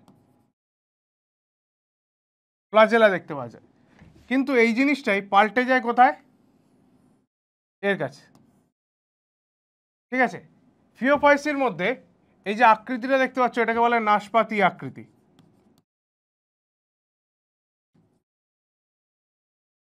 মানে পিয়ার শেপ, নাশপাতি আকৃতির কতগুলো ফ্লাজেলা রয়েছে? দুটো ফ্লাজেলা দেখতে পাওয়া যায়। ওকে, আর এদের ক্ষেত্রে অচল রেণু তৈরি হয়, বা অ্যাবসেন্ট লিখতে পারো, ফ্লাজেলা এখানে অ্যাবসেন্ট। ক্লিয়ার হলো? বেশ, এবারে কোষ প্রাচীরের গল্পে একটু আসি। ক্লোরোফাইসির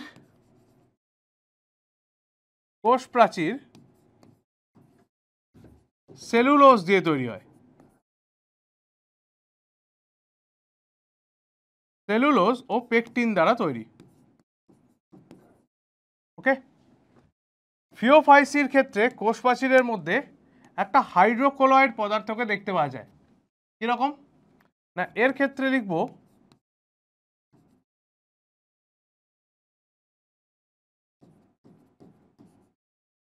কোষ প্রাচীর আমার কি দিয়ে তৈরি হবে? সেলুলোজ, আর তার সঙ্গে সঙ্গে অ্যালজিন। ঠিক আছে, সেলুলোজ ও অ্যালজিনকে দেখতে পাওয়া যাবে। আর রোডোফাইসির ক্ষেত্রে কি পাবো? সেলুলোজ আর কারাজিন।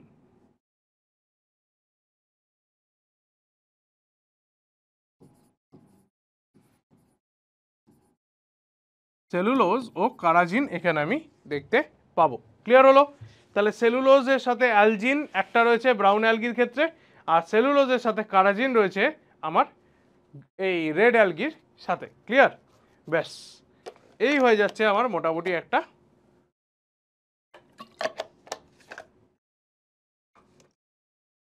স্ট্রাকচার, মোটামুটি একটা জিনিসপত্র। ওকে, বোঝা গেল?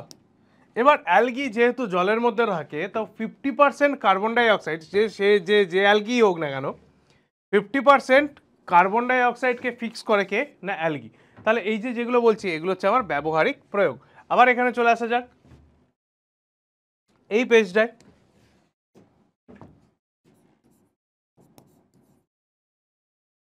অ্যালগি এর ব্যবহার, কি কাজে আমরা ব্যবহার করে থাকি? তাহলে 1 নম্বর হচ্ছে পরিবেশের 50% কার্বন ডাই অক্সাইডকে কমায় এই অ্যালগি। ঠিক আছে, জলে দ্রবীভূত অক্সিজেনের মাত্রা বৃদ্ধি করে।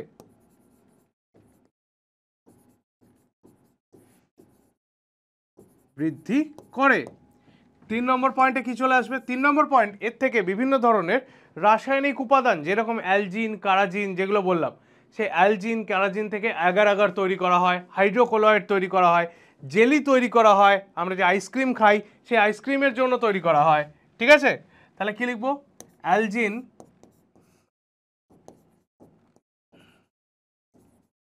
কারাজিন, বিভিন্ন হাইড্রোকোলয়েড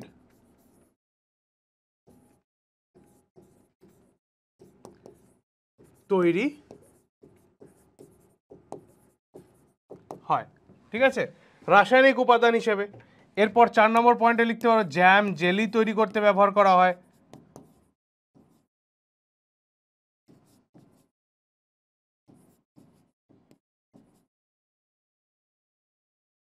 বেশ, তাহলে এইখানে আমার অ্যালগির ব্যবহার হয়ে গেল।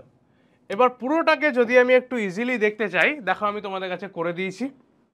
তো অ্যালগি মানে যেটা অ্যালগিকে একে তিনটে ভাগে ভাগ করা রয়েছে, দেখো গ্রিন অ্যালগি, রেড অ্যালগি আর ব্রাউন অ্যালগি। এর মধ্যে গ্রিন অ্যালগির মধ্যে কি কি ধরনের বর্তমান সেগুলো সব রয়েছে, এর মধ্যে রেড অ্যালগির মধ্যে কি কি থাকতে পারে, ব্রাউন অ্যালগির মধ্যে কি কি থাকে, মোটামুটি সবটাই আমি ব্রিফ করে দিয়েছি তোমাদের কাছে। নেক্সট এরপরে অ্যালগির পরে আমাদের কাছে যেটা রয়েছে সেটার নাম হচ্ছে ব্রায়োফাইটস। ক্লিয়ার? তাহলে ব্রায়োফাইটস হচ্ছে এমন একটা উদ্ভিদ যে উদ্ভিদটা আমার সবে মাত্র জল থেকে মাটিতে উঠতে পেরেছে। তাহলে জলে যখন ছিল তখন তাকে আমরা কি বলি? ফিশ। জল থেকে মাটিতে সবে মাত্র উঠতে পেরেছে মানে সেটা হচ্ছে অ্যাম্ফিবিয়ান, উভচর প্রাণী। তাহলে নেক্সট আমরা যেটাতে চলে আসবো সেটা হচ্ছে আমার কাছে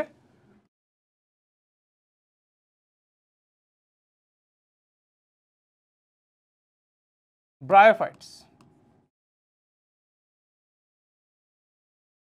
ওকে, ব্রায়োফাইটস এর মধ্যে তাহলে কি দেখতে পাবো না, এদেরকে কোন জায়গায় পাওয়া যায় না, এদেরকে জলের আশেপাশেই পেতে পারি। কারণ এরা সরাসরি ডাঙার মধ্যে উঠে আসতে পারেনি, কিন্তু জলের আশেপাশে এরা উঠেছে, মানে জলের কাছে থাকবে।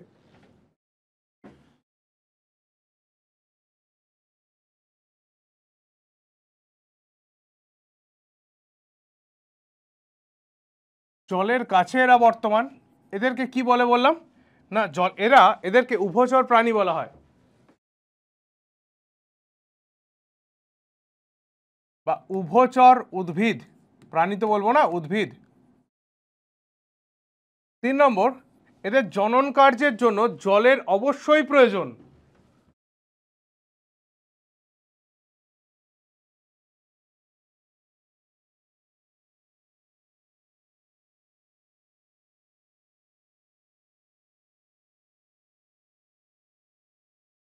এদের জনন কাজের জন্য জল অবশ্যই প্রয়োজন। 4 নম্বর পয়েন্টে কি লিখতে পারবো না, এদের মধ্যে প্রথম মূলের মতো, পাতার মতো ও কাণ্ডের মতো অঙ্গ আমি তৈরি হতে দেখতে পারবো, মানে রুট লাইক, স্টেম লাইক আর লিফ লাইক পার্টকে আমি দেখতে পাবো।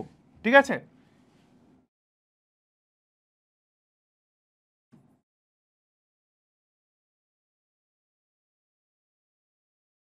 Root like,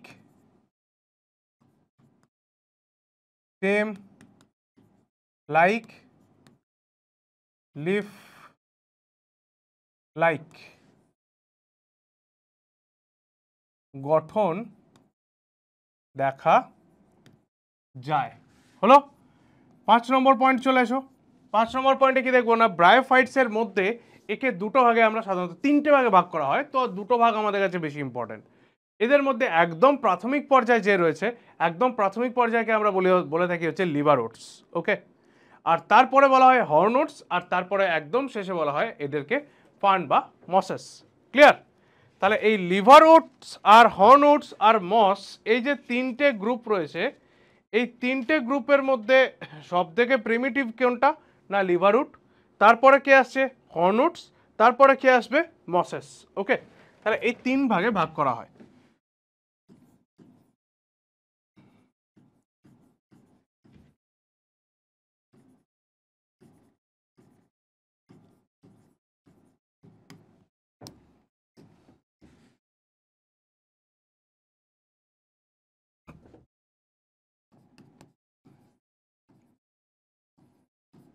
liver oats, next বললাম হর্ন ওটস, আর 3 নম্বর হচ্ছে আমার কাছে মস। ক্লিয়ার? 3 নম্বর হচ্ছে আমার কাছে মস। বেশ, এরপরে নেক্সট এবারে আমরা যেটাতে যাব সেটা হচ্ছে এই লিভার রুটস কাকে বলে, হর্ন রুটস কাকে বলে, মস কাকে বলে। ক্লিয়ার? তো দেখতে পাওয়া যায় যে ব্রায়োফাইটসের মধ্যে কিছু কিছু ব্রায়োফাইটস আছে যারা পাথরের উপরে এরমভাবে আটকে থাকে। এরম ধরনের একটা গঠন তাদের মধ্যে আমরা দেখতে পাই। ঠিক আছে? এরকম পাতার মতো একটা আকৃতির গঠনকে আমরা দেখতে পাই। তাহলে লিভার রুটস হচ্ছে এরাই যারা পাতার উপরে বা পাথরের উপরে এরকমভাবে আকৃতিতে আটকে থাকে। এদের নিচের দিকে এরকম শেকড়ের মতো অংশ থাকে। এই শেকড়ের মতো অংশগুলোকে আমরা বলে থাকি হচ্ছে রাইজয়েডস। ওকে, এই যে পাতার মতো গঠনটা দেখা যাচ্ছে এটাই হচ্ছে আমার কাছে লিভার রুটস, এটাই হচ্ছে আমার কাছে লিভার রুট। ওকে, মূলের মতো যে অংশটা বলেছি যে রুট লাইক, তার নাম হচ্ছে কি রাইজয়েড। এবার এই যে পাতার মতো গঠনটা দেখতে পাচ্ছ না, এর উপরে এরকম একটা কাপের মতো অংশকে আমরা দেখতে পাই। এই কাপের মতো অংশটা এদের অযৌন জনন অঙ্গ, অযৌন জননে সাহায্য করে। এর নাম হচ্ছে গেমা কাপ। কি বললাম? Gemma cup. ঠিক আছে, এই যে গেমা কাপকে দেখতে পাচ্ছি সেটা আমার কাছে অযৌন জনন অঙ্গ হিসেবে কাজ করছে। ওকে, বেশ। হর্নউডস আর লিভারউড এই মসের ক্ষেত্রে কি রকম দেখতে পাওয়া যায় না, মস আর হর্নউডসের ক্ষেত্রে এদের একটা আলাদা রকমের গঠন আমরা দেখতে পাই। হর্নউডস এরকম ধরনের একটা গঠনকে দেখায়। এদের মধ্যে এরকম দেখো পাতার মতো একটা আকৃতি রয়েছে, পাতার মতো একটা গঠন তৈরি করেছে। ঠিক আছে, পাতার মতো একটা আকৃতি, তারপরে এরকম একটা কাণ্ডের মতো আকৃতিকে দেখতে পাচ্ছ, আর সবার নিচে এরকম একটা মূলের মতো আকৃতিকে পাই আমরা। ঠিক আছে, এদের এই আকৃতির উপরে, এই আকৃতির উপরে আমি কি দেখতে পাবো না, এরকম একটা গঠনকে এরা তৈরি করে। এরকম একটা গঠনকে এরা তৈরি করে। এর ভেতরে এদের রেণু তৈরি হয়, এর ভেতরে এদের রেণু তৈরি হয়। ঠিক আছে, তো এদের যখন জনন অঙ্গ বা জনন আমরা পড়বো, সেখানে এই জনন পদ্ধতি আমরা দেখতে পাবো। বেশ, এখানে একটা জিনিস বলে রাখি, একটা জিনিস বলে রাখি, এদের এই যে নিচের দিকের যে অংশটাকে দেখতে পাচ্ছি, এটা হচ্ছে আমাদের কাছে ডিপ্লয়েড, সরি এটা হচ্ছে আমার কাছে হ্যাপ্লয়েড, মানে স্পোরোফাইট, মানে যদি বলি বাংলায় তাহলে এটা হচ্ছে আমার কাছে রেণুধর। আর উপরের যে অংশটা রয়েছে এটা, এটা হয়ে গেল আমার কাছে ডিপ্লয়েড, মানে লিঙ্গধর।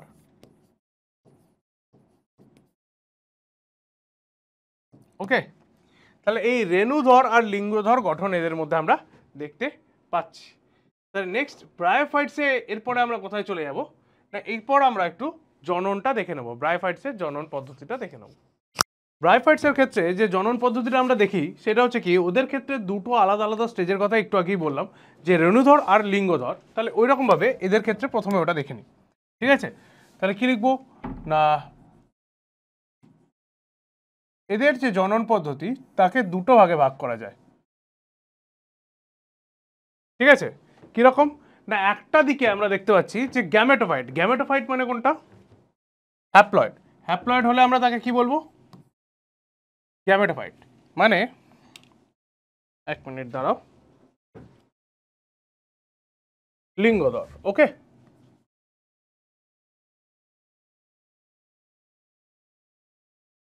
ঠিক আছে।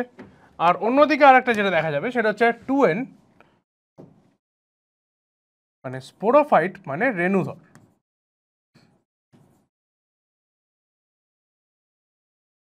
ঠিক আছে, এবার লিঙ্গধর কি করে? লিঙ্গধরের মধ্যে আমরা পুংগ্যামেট আর স্ত্রী গ্যামেটকে তৈরি হতে দেখতে পাই। ঠিক আছে, এখানে কি হচ্ছে না, এটা হচ্ছে মাল্টিসেলুলার ডমিনেটিং ফেজ। আচ্ছা, এগুলো আগে লিখে ফেলি, তাহলে তোমাদের একবারে এখানে বৈশিষ্ট্যগুলো বলে দেওয়া যাবে। যে লিঙ্গধর যে জায়গাটা আমরা দেখতে পাচ্ছি সেটা হচ্ছে কি বহুকোষী। এ হচ্ছে আমার কাছে বহুকোষী প্রকট দশা। কেন কেন না, এই যে দশাটা দেখতে পাচ্ছি সে আমার একমাত্র সালোক সংশ্লেষ করতে পারে।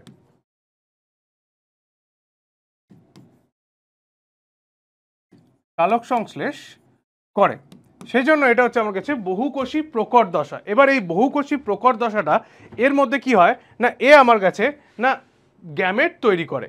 গ্যামেট কি করে তৈরি করবে না, লিঙ্গধর থেকে যখন গ্যামেট তৈরি হচ্ছে তখন সেটা মাইটোসিস পদ্ধতিতে আমার গ্যামেট তৈরি হয়। তাহলে দেখো, এবার এখানে লিখছি কি মাইটোসিস। মাইটোসিস পদ্ধতিতে আমার কাছে গ্যামেট তৈরি করছে দুটো ধরনের, ধরে নাও একটা পুং গ্যামেট, একটা স্ত্রী গ্যামেট। এখানে পুং গ্যামেটকে আমরা বলবো কি না অ্যান্থ্রিডিয়াম, মানে পুং ধারক, মানে পুং গ্যামেট যেখানে রয়েছে।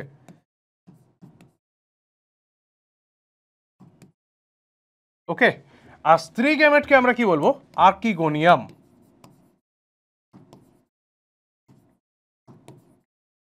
বোঝা গেল?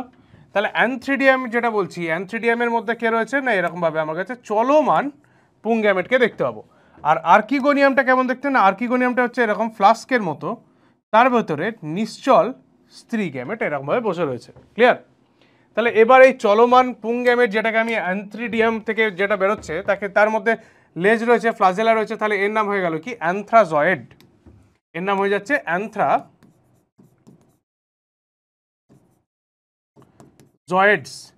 এই অ্যানথ্রাজয়েডস জলের মাধ্যমে, কাকে বললাম না, জলের মাধ্যমে গিয়ে পৌঁছায় কার মধ্যে?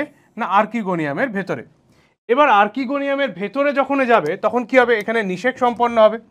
নিষেক সম্পন্ন হলে এরপরে যেটা দেখতে পাবো তাকে আমি বলবো ভ্রূণ। দেখো আগের যখন আমরা শৈবাল পড়ছিলাম বা অ্যালগি পড়ছিলাম সেখানে আমি লিখেছিলাম কি ভ্রূণ দশা সেখানে অনুপস্থিত, কিন্তু এর ক্ষেত্রে দেখো ভ্রূণ দশাকে আমরা দেখতে পাচ্ছি। এই ভ্রূণ দশা মানে হচ্ছে 2n। ঠিক আছে, ভ্রূণ দশা মানে হচ্ছে এখানে আমার কাছে 2n। এবার এই 2nটা আমার সরাসরি এই রেণুধর অংশকে গঠন করবে।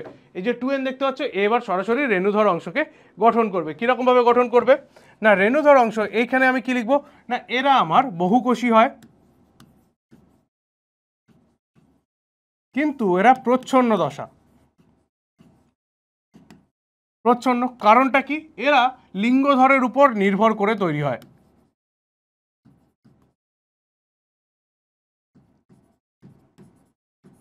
লিঙ্গধরের উপর নির্ভর করে গঠিত হয়। ঠিক আছে, লিঙ্গধরের উপর নির্ভর করে গঠিত হয়। শালক সংশ্লেষ এরা করতে পারে, এদেরকে খাদ্য সঞ্চার করে। ঠিক আছে, এর মধ্যে কি হয় না, এর মধ্যে আমার মিওসিস কোষ বিভাজন, মিওসিস পদ্ধতিতে গ্যামেট তৈরি হয়। ঠিক আছে, মিওসিস পদ্ধতিতে গ্যামেট তৈরি হলো। এবার কিরকম দেখতে হবে এরা? দেখে নাও। যে লিঙ্গধর সে হচ্ছে আমার কাছে এরকম নিচের দিকটা এরকম ধরনের দেখিয়েছি আমরা। ঠিক আছে, এই পার্টটা আমরা দেখতে পেয়েছি একটু আগেই। তাহলে এই লিঙ্গধরের পরেতে এর উপরে আমি দেখতে পাচ্ছি কি না রেণুধরটা এরকম ভাবে তৈরি হচ্ছে।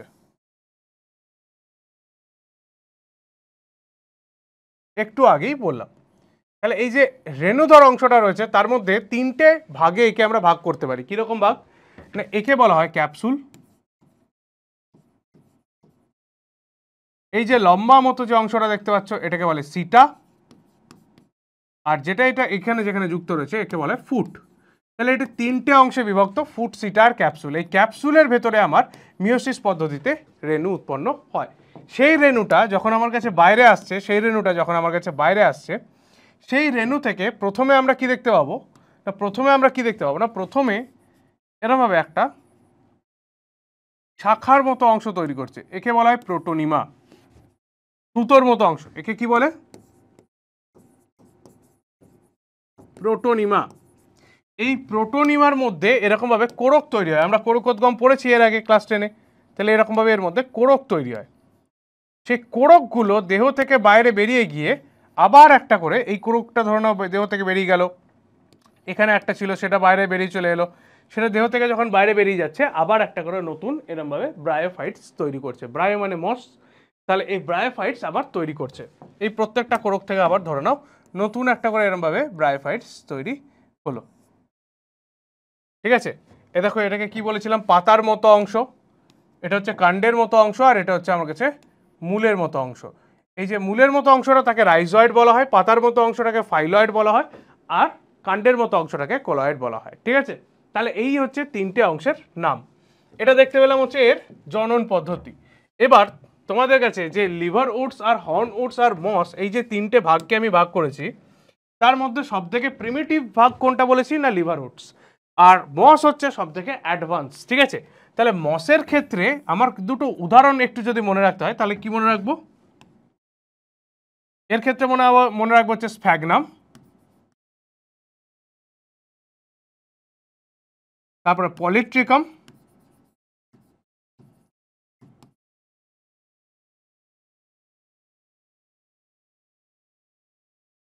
আর একটা হচ্ছে ফিউনারিয়া। ঠিক আছে, তাহলে স্ফ্যাগনাম, পলিট্রিকাম, আর একটা হচ্ছে আমার কাছে ফিউনারিয়া। এই তিনটে হয়ে যাচ্ছে আমার কাছে কি না এই ব্রায়োফাইটসের উদাহরণের মধ্যে পড়ে। আর ওইদিকে যদি লিভার রুটসের ভেতর দেখি তাহলে লিভার রুটসের মধ্যে আমার কাছে লিভার রুটসের মধ্যে রয়েছে রিক্সিয়া, মার্কেনশিয়া, এগুলো এর উদাহরণের মধ্যে পড়ে। বেশ বেশ, দেখো পুরোটাকে একটা ইজি করার জন্য তোমাদের কাছে আমি এখানে আবার পয়েন্ট আউট করে দিয়েছি। দেখো ব্রায়োফাইটসের মধ্যে মশের মধ্যে কে কে পড়ে না, তার মধ্যে হেপাটোপসিডা, অ্যানথ্রোপসিডা আর ব্রায়োপসিডা, এইভাবে তিনটেকে আমি ভাগ করেছি। ঠিক আছে, হেপাটোপসিডার মধ্যে রয়েছে এটা কি না, এটা হচ্ছে আমার কাছে লিভার রুটসের পার্ট। ওকে, অ্যানথ্রোপসিডার মধ্যে কারা রয়েছে না, এটা হচ্ছে হর্ন রুটসের পার্ট। আর ব্রায়োপসিডার মধ্যে কারা রয়েছে দেখো ফিউনেরিয়া, স্ফ্যাগনাম, এদের কথা বলা হয়েছে। ওকে, তাহলে তিনটে যে নাম যদি অন্য বইতে অন্য কিছু থাকে তাহলে কনফিউজ হওয়ার কিছু নেই, তাহলে এই তিনটেকে একজনাকেই বলা হচ্ছে। ক্লিয়ার? বেশ, নেক্সট এরপরে ব্রায়োফাইটসের পরে আমরা কোথায় যাব? ব্রায়োফাইটসের পরে আমরা টেরিডোফাইটসে যাব, তাই তো? দেখো টেরিডোফাইটস নিয়ে এবার একটু ডিসকাস করা যাক। টেরিডোফাইটস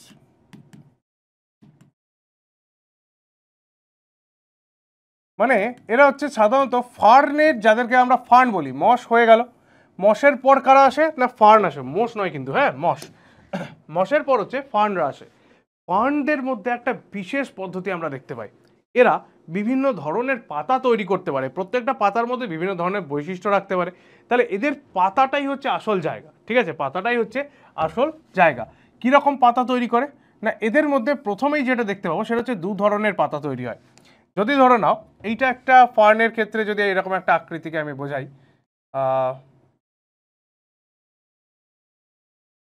এরকমভাবে ধরো নাও ফার্নের একটা পাতা তৈরি হয়েছে, সেই পাতাটার মধ্যে সাধারণত আমি দেখতে পাচ্ছি শালক সংশ্লেষ করে।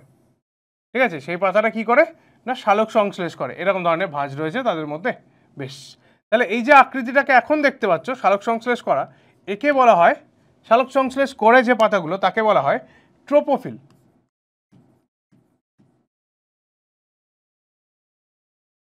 ওকে, আর কিছু পাতা আছে যার মধ্যে তারা রেণুকে ধারণ করে, এদেরকে বলা হয় স্পোরোফিল। রেণু ধারক পাতার নাম হচ্ছে স্পোরোফিল।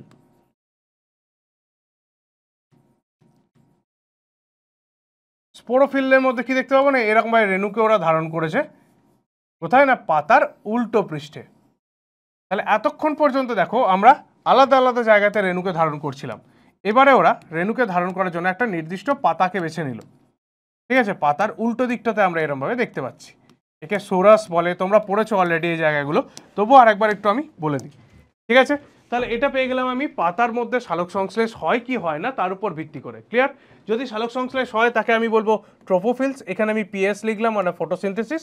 আর স্পোরোফিল মানে যে রেণুধারক পাতা। ক্লিয়ার? এবার এই যে রেণুধারক পাতাটা রয়েছে এ কি করে না রেণুধারক পাতাটা আমার কোণ তৈরি করে। ঠিক আছে, কোণ, কোণ মানে কিরকম দেখবো না, ধরে নাও এইখানে আমার কাছে এরকম পাতাটা ছিল, মাঝখানটা, সেই পাতা থেকে এরকম ভাবে একটা ভেতরের দিকে অংশকে দেখতে পাচ্ছি, এরকম যদি তৈরি করে তাহলে কি হবে না এর ভেতরে এরকমভাবে ধরো স্পোরগুলো বা রেণুগুলোকে রেখে দিয়েছে পাতার বিপরীত পৃষ্ঠে।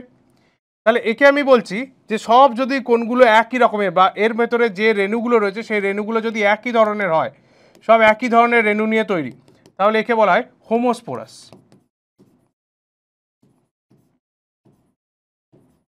ওকে, আর যদি দেখি রেণুগুলো আলাদা ধরনের হচ্ছে, যে এরকম ধরনের রয়েছে পাতা, তার এর নিচে বড় বড় স্পোর, আর এই উপরের যে পাতাগুলো রয়েছে তার নিচে ছোট ছোট স্পোর। ঠিক আছে, উপরের পাতার নিচে ছোট স্পোর আর নিচের পাতাগুলোর নিচে বড় বড় স্পোর, তাহলে আলাদা আলাদা স্পোর তৈরি হয়ে যাচ্ছে, একে আমরা নাম দেবো হেটেরোস্পোরাস।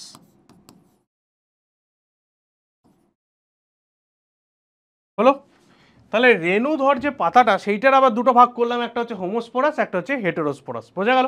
তাহলে পাতার মধ্যে এরা একটা এরকম কোণের আকৃতি তৈরি করে, দেখেই বুঝতে পারছো যে এদের মধ্যে একটা এরকম কোণ দেখতে পাবো, একটা কোণ এরকম তৈরি হয়, তারপরে এদের মধ্যে এরকম দেহটা তৈরি হচ্ছে, কারণ এই যে পাতাটা এই পাতাগুলো এরকমভাবে কোণ তৈরি করছে, এই অংশটাকে আমরা কি বলি স্ট্রোবাইল বা কোণ।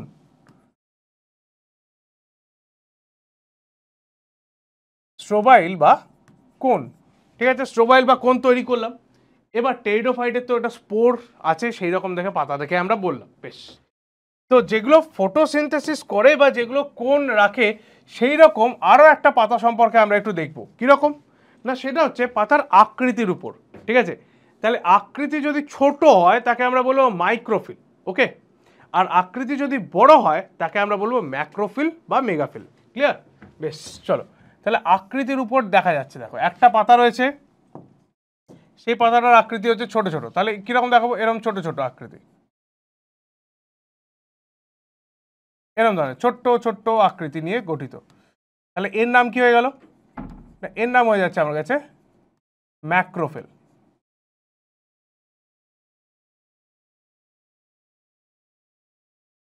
ওকে, আর অন্য আর একটা ডাল রয়েছে, তার মধ্যে পাতাটা ধরো এরকম বড় বড়। যেমন ধরো এক্সাম্পল আমি দিতে পারি সেলাজিনেলা। সেলাজিনেলা হবে না, সেলাজিনেলার ক্ষেত্রে মাইক্রোফিল দেখতে পাওয়া যায়, সালভিনিয়ার ক্ষেত্রে আমি ম্যাক্রোফিল দেখতে পাবো। ঠিক আছে, এটা হচ্ছে কি আমার কাছে, আচ্ছা এটা ম্যাক্রো কেন লিখলাম, মাইক্রো।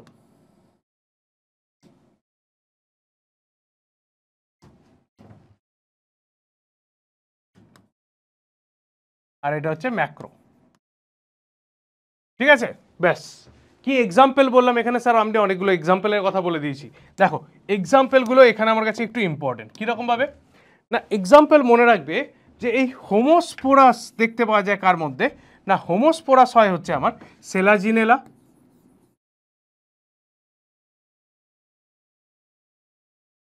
ওকে, আর কি হয় স্যার না সালভিনিয়া। এদের মধ্যে আমরা, আচ্ছা সরি, এদের মধ্যে আমরা হেটেরোস্পোর দেখতে পাই, সেলাজিনেলা অ্যান্ড সালভিনিয়ার মধ্যে। আচ্ছা হোমোস্পোরের মধ্যে লিখে দিয়েছি। হোমোস্পোরের মধ্যে পাবো কাকে? ফার্নকে, ইকুইজিটামকে। ওকে, আর হেটেরোস্পোরের মধ্যে দেখতে পাওয়া যাবে সেলাজিনেলা, সালভিনিয়া। ওকে, মাইক্রোস্পোরের মধ্যে কাকে পাবো? সেলাজিনেলাকে। সেলাজিনেলা মানে হচ্ছে সঞ্জীবনী বুটি, যেটা সেই হনুমান নিয়ে এসেছিল, সেই আয়ুর্বেদিক গুণ, সেই লক্ষণকে শক্তিশালের হাত থেকে বাঁচানোর জন্য, সেটাই হচ্ছে সেলাজিনেলা। ওকে, ঠিক আছে, সেলাজিনেলা। আর একটা নাম হচ্ছে কি হচ্ছে এখানে দেখতে পাবো ফার্নের মধ্যে। আর এই ক্ষেত্রে ম্যাক্রো দেখতে পাওয়া যায় কি বললাম, সালভিনিয়া। তাহলে এই যে সেলাজিনেলা, সালভিনিয়া, এই যে টেরিডোফাইটস এর কথা বলছি, এখানে দেখো অরিজিনাল পাতা তৈরি হয়ে গেছে। তাহলে পাতা তৈরি হয়ে গেলে কাণ্ডও তৈরি হয়ে যাবে, কাণ্ড তৈরি হয়ে গেলে রুটও তৈরি হয়ে গেছে। তাহলে এখানে আমি আরেকটা পয়েন্ট এখানে অ্যাড করতে পারি যে এদের মধ্যে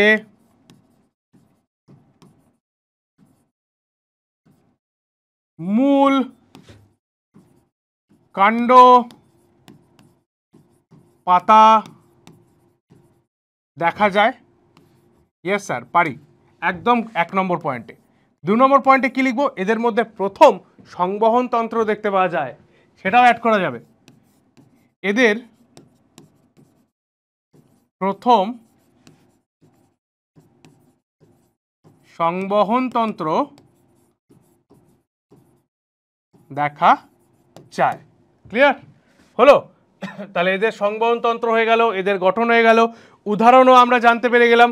এরপরে যেটা আমাকে করতে হবে সেটা হচ্ছে এদের একটু জননটা সম্পর্কে আমাদের জেনে নিতে হবে। তাহলে জনন পদ্ধতি বলে ভাগ করে নিই। ঠিক আছে, ব্রায়োফাইটস তো নয়, এটা এরা হচ্ছে টেরিডোফাইট।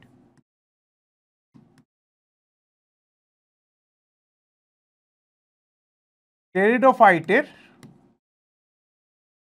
জনন পদ্ধতি দেখো, টেরিডোফাইটের মধ্যে তোমাদের বইয়ের মধ্যে দেখবে টেরিডোফাইটসকে অনেকগুলো গ্রুপের মধ্যে ভাগ করা আছে। যেমন ধরবে দেখতে পাবে লাইকোপসিডা, সেলোপসিডা, টেরোপসিডা, এরমভাবে ভাগ করা আছে। তো ভাগের মোটামুটি একটু এক্সাম্পলগুলো দেখে রেখো। আর বৈশিষ্ট্য প্রায় সবার মধ্যে একই। এরা ওই স্যাঁতস্যাঁতে জায়গার মধ্যে জন্মায়, এরাও জলের আশেপাশে জন্মায়, কারণ এদের মধ্যেও জলের আবশ্যকতা আমরা দেখতে পাবো। এদেরকে খুব লিমিটেড জায়গার মধ্যে দেখতে পাবো, সব জায়গায় এরা জন্মায় না। ঠিক আছে, তাহলে এই যে বৈশিষ্ট্যগুলো বলছি, এই বৈশিষ্ট্যগুলো তুমি লিখতেই পারো। ক্লিয়ার? তো নেক্সট আমাদের কাছে জননটাই চলে এসো, কারণ এই জায়গাটা আমাদের কাছে সবথেকে কঠিন লাগে। সেই কঠিন লাগার জন্য আমরা এগুলোকে নিয়ে আলোচনা করব। তার অলরেডি তোমাকে একটা জিনিস আমি বলে ফেলেছি, দেখো যে এদের মধ্যে দুটো টাইপের পাতাকে দেখতে পাওয়া যায়, একটা সালোক সংশ্লেষকারী পাতা, একটা হচ্ছে রেণু উৎপন্নকারী পাতা। ঠিক আছে, তাহলে যেটা আমার রেণু উৎপন্নকারী পাতা সেইখান থেকেই আমরা একে নিয়ে পড়বো। ঠিক আছে, আসলে এই জায়গাটা আমরা ক্লাস 10-এও পড়েছিলাম, মনে আছে? ফার্নের জনুক্রম, ফার্নের জনুক্রম বললেই দেখো বুঝতে পারবে। হ্যাঁ, ফার্নের জনুক্রমটাই আমরা আবার একবার দেখছি। ক্লিয়ার? তাহলে কি হচ্ছে দেখো, ফার্নের জনুক্রমের মধ্যে যেটা স্পোরোফিল, মানে রেণু ধারক পাতা, ঠিক আছে, সেটা কেমন হয়? সেটা হচ্ছে ডিপ্লয়েড।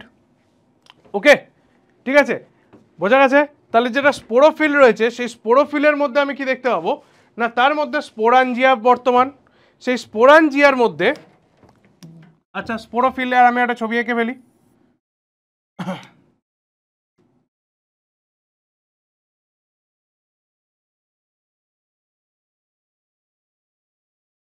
এই ধরনের আমার কাছে একটা ফার্নের স্পোরোফিল।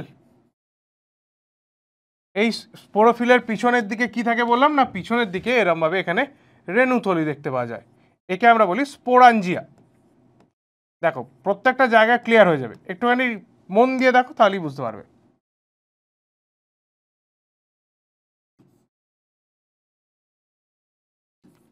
কেমন দেখতে এই স্পোরাঞ্জিয়াটা? স্পোরাঞ্জিয়াটা দেখতে অনেকটা এরম ধরনের, মানে তুমি আমি একটা দিক দেখাচ্ছি তোমাদের কাছে, এরকম একটা খাপের মতো অংশ, বুঝতে পারলে?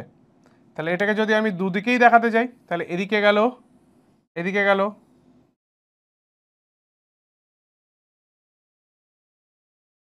এরকম একটা অংশ দেখেই বুঝতে পারছো। এর ভেতরে তৈরি হয় কি না, এর ভেতরে তোমার তৈরি হচ্ছে যেটা, সেটা হচ্ছে মাইক্রোস্পোর। ঠিক আছে, এই স্পোরাঞ্জিয়ার ভেতরে যেটা তৈরি হয় সেটা হচ্ছে আমার কাছে স্পোর। কেমন করে তৈরি হবে স্যার?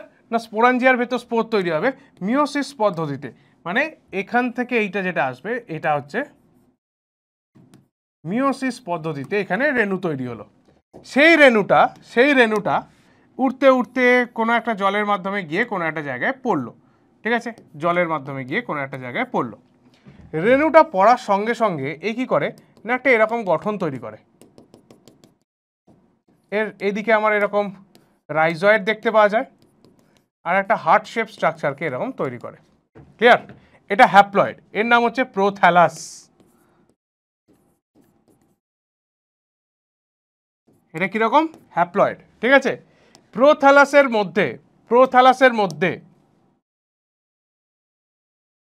এরম ভাবে একটা লম্বা পাটকে দেখতে পাই, যার উপরে এরম ভাবে স্পোর তৈরি হয়, এরম ভাবে রেণু তৈরি হয়। এর নাম হচ্ছে অ্যান্থ্রিডিয়াম, যার মধ্যে অ্যানথ্রাজয়েডস তৈরি হয়, তার মানে মেল রিপ্রোডাক্টিভ পার্ট। অন্যদিকে আমরা এরকম একটা পার্টকে দেখতে পাই, যার এই যে টুপির মতোটা করেছি তার ভেতরের দিকে এরকম জায়গাতে স্পোর থাকে। কি স্পোর থাকবে? ফিমেল স্পোর থাকে। এর নাম কি হবে তাহলে স্যার? আর্কিগোনিয়াম।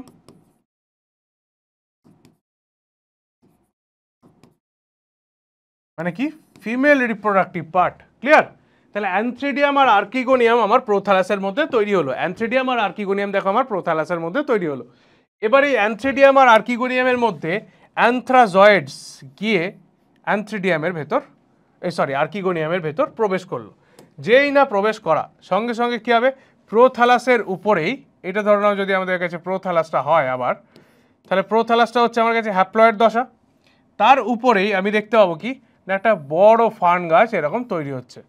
ঠিক আছে, এর উপরেই আমার একটা ফার্ন গাছ এরকমভাবে তৈরি হচ্ছে, যেটা এর উপরে ধরে নাও এই জাইগোট ছিল, সেই জাইগোট থেকে এটা তৈরি হচ্ছে, 2n থেকে এটা তৈরি হচ্ছে। তাহলে এই উপরের অংশটাকে কি বলবো? ডিপ্লয়েড। আর নিচের অংশটা আমার কাছে হ্যাপ্লয়েড। আবার এই ডিপ্লয়েডের মধ্যে যে পাতা রয়েছে তার থেকে আবার এটা এরকমভাবে ঘুরে ঘুরে আসবে। তাহলে এটাই হচ্ছে ফার্নের জনুক্রম। ওকে, ফার্নের জনুক্রমে দেখতে পাচ্ছি কি, ডিপ্লয়েড পাতা সে স্পোর তৈরি করছে, সেই স্পোর মাটিতে এসে পড়ছে, মাটিতে পড়ার পর প্রোথ্যালাস তৈরি হচ্ছে, প্রোথ্যালাসটা হ্যাপ্লয়েড, সেখানে গিয়ে আবার ফার্টিলাইজেশন কমপ্লিট হচ্ছে, তারপরে তার উপরে আবার একটা ফার্ন গাছ তৈরি হচ্ছে। ঠিক আছে, তাহলে এটাই দেখতে পাই আমরা ফার্নের জনুক্রম। ঠিক আছে, এটাকে ফার্নের জনুক্রম বলা হয়। ক্লিয়ার? তাহলে টেরিডোফাইটসের মধ্যে এইরকম একটা গল্পকে আমরা দেখতে পাচ্ছি। ওকে, এবার এটা হচ্ছে কার ক্ষেত্রে হয় না, সাধারণত এটা হয় যারা হোমোস্পোরাস তাদের ক্ষেত্রে। হেটেরোস্পোরাসদের ক্ষেত্রে একটুখানি গল্পটা পাল্টে যায়। কিরকম না, হেটেরোস্পোরাসদের যেটা আমার কাছে মেগাস্পোর, ওকে, সেইটা তো আলাদা জায়গায় রয়েছে। আর যে আমার কাছে ধরো না মাইক্রোস্পোর, ছোট, সে আলাদা জায়গায় রয়েছে। এখানে যে মাইক্রোস্পোর, সে আমার কাছে অ্যানথ্রাজয়েডসের মতো কাজ করে, সে আমার কাছে মেল গ্যামেটকে তৈরি করে, যেটা জলের মাধ্যমে এরমভাবে ভাসতে ভাসতে আসে, ওকে। আর যেটা আমার কাছে ফিমেল, এটাকে কি বললাম, এটা হচ্ছে ফিমেল, আর এটা হচ্ছে আমার কাছে মেল। তাহলে মেলটা বাইরে বেরিয়ে আসে আর ফিমেলটা ওখানেই আটকে থাকে, ক্লিয়ার? তার ফিমেলের ভেতরে এরকমভাবে আমরা একটা ফানেলের মতো অংশকে দেখতে পাই, এরকম ফানেলের মতো একটা বা ফ্লাস্কের মতো একটা অংশ থাকে, একে আর্কিগোনিয়াম বলে, আর এর ভেতরে এগ সেল থাকে।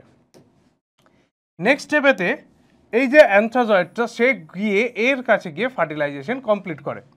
যখন ফার্টিলাইজেশন কমপ্লিট হয়ে যায় তখন দেখতে পাবো যে এই যে অংশটা রয়েছে এর ভেতরেই আমার 2n বা জাইগোট তৈরি হলো, 2n বা জাইগোট তৈরি হলো। এরপর জাইগোটটার ডেভেলপমেন্ট এইখানেই হয়। তাহলে এই যে অংশটা এখন আমরা দেখতে পাচ্ছি না, জাইগোটটা কোথায় তৈরি হচ্ছে, গাছের মধ্যে, তাই তো? জাইগোটটা কোথায় তৈরি হচ্ছে, গাছের মধ্যে, একে বলা হয় সিড হ্যাবিট, যেটা আমরা টেরিডোফাইটসের ক্ষেত্রে দেখতে পাই। তাহলে এখানে আমার সিড হ্যাবিট গঠিত হয়। তাহলে এরা হচ্ছে প্রথম উদ্ভিদ যারা দেখাচ্ছে যে সিড মানে বীজ তৈরি হবে কোথায়, না গাছের মধ্যে থাকা অবস্থায়, ক্লিয়ার? গাছের মধ্যে থাকা অবস্থায় এরা বীজ তৈরি হবে। নেক্সট আমাদের কাছে যেটা রয়েছে, চলে এসো, নেক্সট আমাদের কাছে কি রয়েছে না জিমনোস্পার্ম, তাই তো? বেশ, নেক্সট আমাদের কাছে জিমনোস্পার্ম, কোথায় গেল, এই যে জিমনোস্পার্ম। বেশ, জিমনোস্পার্মের ভাগগুলোতে আমরা পরে আসবো, জিমনোস্পার্মের ভাগগুলোতে আমরা পরে আসবো, তার আগে একটুখানি জিমনোস্পার্ম সম্পর্কে জেনে নিই। জিমনোস্পার্ম মানে হচ্ছে সাধারণত ব্যক্তবীজী উদ্ভিদ। ব্যক্তবীজী উদ্ভিদ কেন বলা হচ্ছে না, এদের মধ্যে ফুল তৈরি হয়। এদের যে গাছগুলো দেখতে পাবো সেগুলো সব লম্বা লম্বা গাছ, সাধারণত পাহাড়ি অঞ্চলের মধ্যে দেখতে পাওয়া যায়। এরা আর এইরকমভাবে জুস্পোর মানে জলের উপর নির্ভরশীল নয়। এদের মধ্যে রেণু যায় হচ্ছে কার মাধ্যমে, না এদের মধ্যে রেণু যায় হচ্ছে তোমার হাওয়ার বাতাসের মাধ্যমে। দেখো,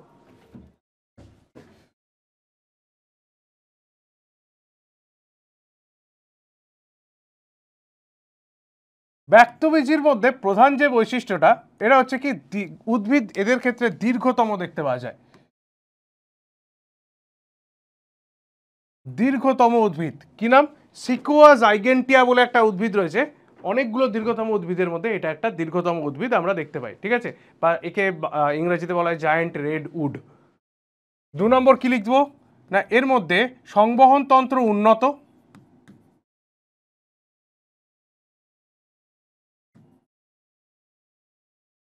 উন্নত, কিন্তু কিন্তু জাইলেমের মধ্যে জাইলেম ভেসেল থাকে না, ঠিক আছে? জাইলেম ভেসেল আর ফ্লোয়েমের মধ্যে কম্পেনিয়ন সেল এদেরকে দেখতে পাওয়া যায় না। বেশ, সেগুলো তো পড়ে গেল, যা যা যায় কি যায় না সেগুলো পড়ে গেল। নেক্সট কি দেখতে পাবো, এদের মধ্যে উন্নত ধরনের মূল, ঠিক আছে, কাণ্ড পাতা সবই দেখতে পাওয়া যাবে। মূল, কাণ্ড, পাতা উন্নত। 4 নম্বর পয়েন্টে কি দেখতে পাবো না, পাহাড়ি অঞ্চলে এদের বেশি দেখতে পাওয়া যায়।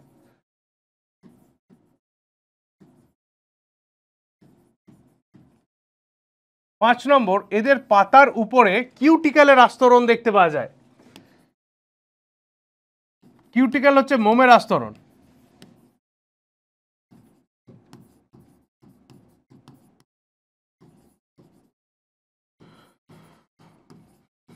আস্তরণ দেখা যায়। এবার 6 নম্বর পয়েন্ট, এদেরকে আমরা দুটো ভাগে ভাগ করতে পারি, একটা হচ্ছে সাইকাস, একটা হচ্ছে পাইনাস, ঠিক আছে? এদের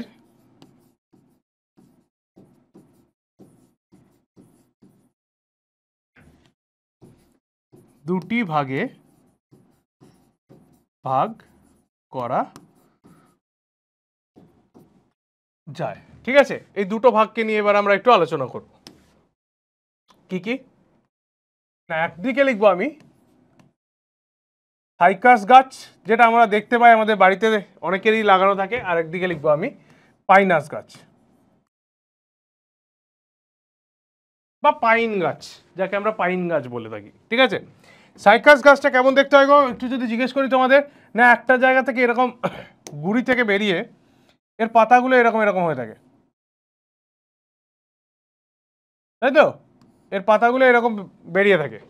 আর পাইনাস গাছ আমরা দেখতে পাই কীরকম জানো, যে এরকম প্রথমে, আচ্ছা এরকম যদি গাছটা হয় তাহলে প্রথমে এর মাথায় একটা এরকম ওয়াই এর মতো তৈরি হয়, আবার তার মাথায় ওয়াই হয়, এদিকে ওয়াই ওয়াই, এরকম ধরনের একটা গঠনকে আমরা দেখতে পাই, ঠিক আছে।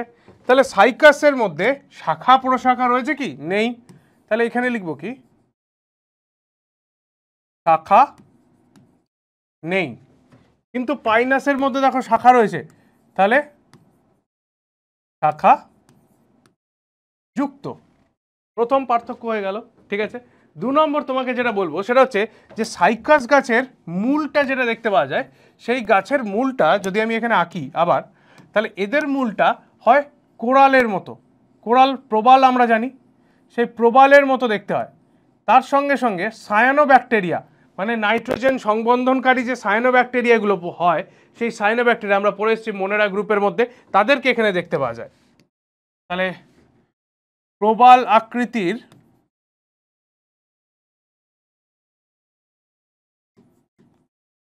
মূল, আর 2 নম্বর 3 নম্বর পয়েন্টে কি লিখব, নাইট্রোজেন সংবন্ধনকারী,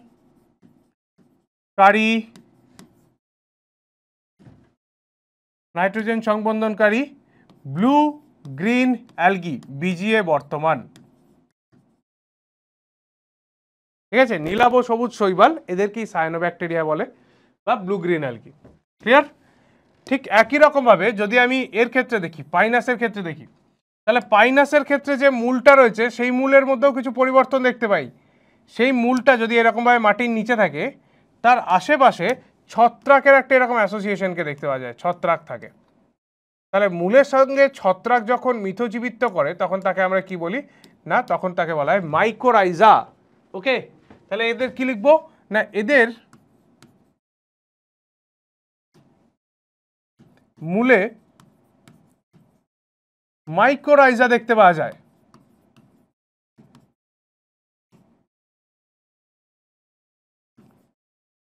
হলো, তাহলে একটা হয়ে গেল কি শাখাযুক্ত, একটা হয়ে গেল শাখা নেই, একটা হয়ে গেল প্রবাল আকৃতির মূল, আর ওদের মূলের ক্ষেত্রে মাইকোরাইজা দেখতে পাওয়া যায়, ওরা সাধারণ নর্মাল মূল, নাইট্রোজেন সংবন্ধন করে। বেশ, চলো এবারে 4 নম্বর পয়েন্টে এসো। 4 নম্বর পয়েন্টটা হচ্ছে যে এদের ক্ষেত্রে, সাইকাসের ক্ষেত্রে আমরা মেল কোন দেখতে পাই। কোন কাকে বলে অলরেডি পড়ে গেছি, কোন বা স্ট্রোবাইল। মেল কোন আমরা দেখতে পাই, কিন্তু ফিমেল কোন তৈরি হয় না, আর দুটো আলাদা উদ্ভিদের মধ্যে হয়। কি বললাম 1 নম্বর পয়েন্টে বললাম, মানে 4-এর এ, এদের মধ্যে মেল কোন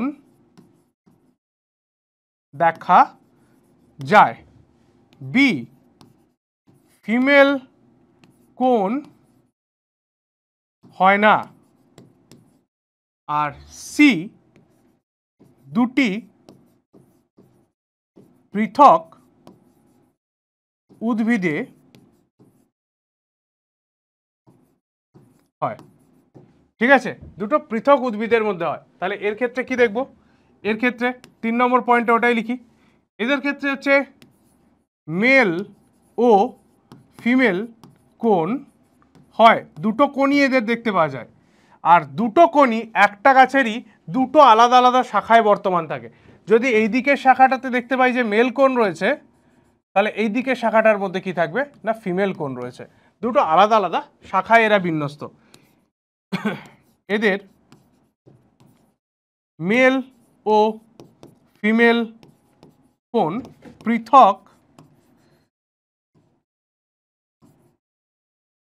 শাখায় বিন্যস্ত, ওকে, ঠিক আছে। তাহলে এটা হয়ে গেল খুব সাধারণ একটা পার্থক্য, সাইকাস আর পাইনাসের ক্ষেত্রে একটা খুব সাধারণ মনে রাখার মতো পার্থক্যগুলো আমি তোমাদের করে দিলাম। নেক্সট এবারে এদের জনন পদ্ধতিতে যাই, একটু এদের জনন পদ্ধতিতে যাই। তাহলে কি লিখবো, না ব্রায়োফাইটস হয়ে গেছে টেরিডোফাইটসের জনন পদ্ধতি, না টেরিডোফাইটসও হয়ে গেছে জিমনোস্পার্মের জনন পদ্ধতি।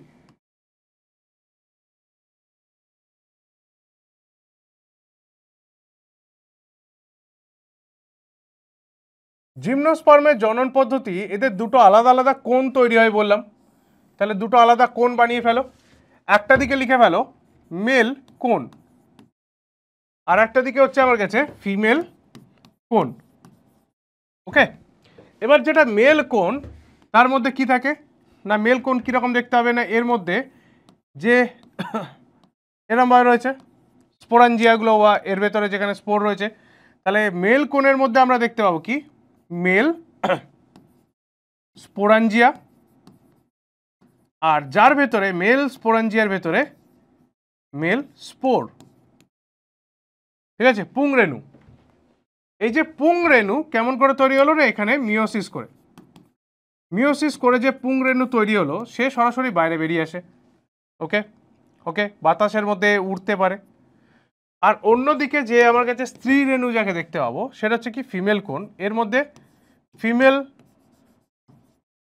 মেগা স্পোরাঞ্জিয়া থাকে, সেখান থেকে একটা এরকম মেগাস্পোর তৈরি হয়, একে আমরা কি বলবো মেগাস্পোর মাদার সেল। এই মেগাস্পোর মাদার সেল মিওসিস করে 4টে মেগাস্পোর তৈরি করে, তার মধ্যে একটা থাকে ফাংশনাল। দেখো এগুলো পড়েছো তোমরা, কোথায় পড়েছো অ্যাঞ্জিওস্পার্মের ক্ষেত্রে, একটা থাকে ফাংশনাল, বাকি উপরের 3টে নষ্ট হয়ে যায়, একই জিনিস হয়। ঠিক আছে, এই যে একটা ফাংশনাল মেগাস্পোর রইল সে আকৃতিতে বড় হয়। ওকে, আকৃতিতে বড় হওয়ার পরেতে একে আমি কি বললাম ফাংশনাল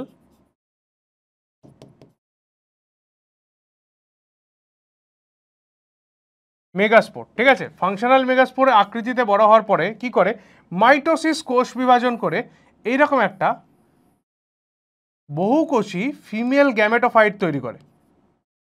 ঠিক আছে, এটাকে কি বললাম স্ত্রী গ্যামেটোফাইট। এই স্ত্রী গ্যামেটোফাইটের উপরে এরকম ফ্লাস্কের মতো দুটো আর্কিগোনিয়াম তৈরি করে, আর সেই দুটো আর্কিগোনিয়ামের ভেতরে এগ সেলকে রেখে দেয়, এরকম একটা গঠনকে তৈরি করে। এরপর কি হলো না মেল গ্যামেট হাওয়ায় ভেসে এর ভেতরে প্রবেশ করলো, প্রবেশ করলে নিষেক সম্পন্ন হবে, নিষেক সম্পন্ন হলে এই অংশটা আমার ভ্রূণে পরিণত হবে, 2n লিখলাম, ভ্রূণে পরিণত হবে, আর ভ্রূণের নিচে যে এরকম অংশটা ছিল সে এই ভ্রূণের শস্যে পরিণত হবে। এটা কি তৈরি করবে এন্ডোস্পার্ম, আর এটা তৈরি করবে আমার জাইগোট, এটা তৈরি করবে আমার জাইগোট। ক্লিয়ার? তাহলে এই হচ্ছে আমার জিমনোস্পার্মের ক্ষেত্রে নিষেক পদ্ধতি। জাইগোট থেকে আবার পুনরায় আবার একটা ফার্ন গাছ হবে।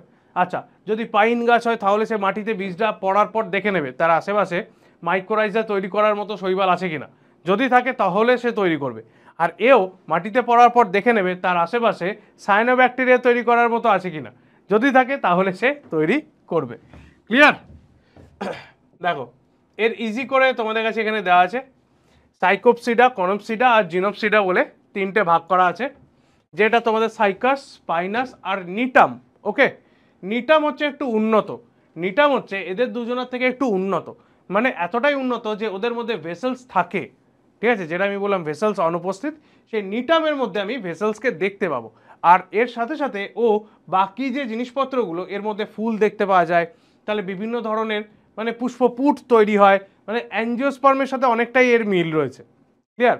অ্যাঞ্জিওস্পার্মের সাথে মানে গুপ্তবীজী উদ্ভিদের সাথে অনেকটাই এর মিল রয়েছে। তাহলে এই দুটো সাইকোপসিডার মধ্যে কে পড়ে সাইকাপস, আর কনিপসিডার মধ্যে কে পড়ে পাইনাস। ঠিক আছে, এই দুটো তোমাদের বলে দিলাম। এছাড়াও আমাদের আরেকটা পড়তে হয়, সেটা হচ্ছে অ্যাঞ্জিওস্পার্ম। সেই অ্যাঞ্জিওস্পার্ম নিয়ে ডিটেলসে আমরা আলোচনা করি। দেখো এখানে আমি তোমাদের সব ডিটেলসে দিয়ে দিয়েছি। ঠিক আছে, এর মধ্যে কি কি দেখতে পাওয়া যায়, এর মধ্যে ফল দেখতে পাওয়া যায়, এর ক্ষেত্রে ওভারি যেটা রয়েছে সেটা ফলে পরিণত হয়, জাইগোট মানে ভ্রূণ যেটা তৈরি হচ্ছিল সেটা বীজে পরিণত হয়, এই ক্ষেত্রে এইসব জিনিসপত্রগুলো দেখতে পাবো। ঠিক আছে, তাহলে এই যে আচ্ছা এখানে এটাও বলে দিই যে ব্যক্তবীজী উদ্ভিদের ক্ষেত্রে এই রকম যে অংশটা দেখি না আমরা, এটাকে বলি গর্ভমুণ্ড, এটাকে বলি গর্ভদণ্ড, এটাকে বলি গর্ভাশয়। এই স্ট্রাকচারটাই ওদের থাকে না, ঠিক আছে?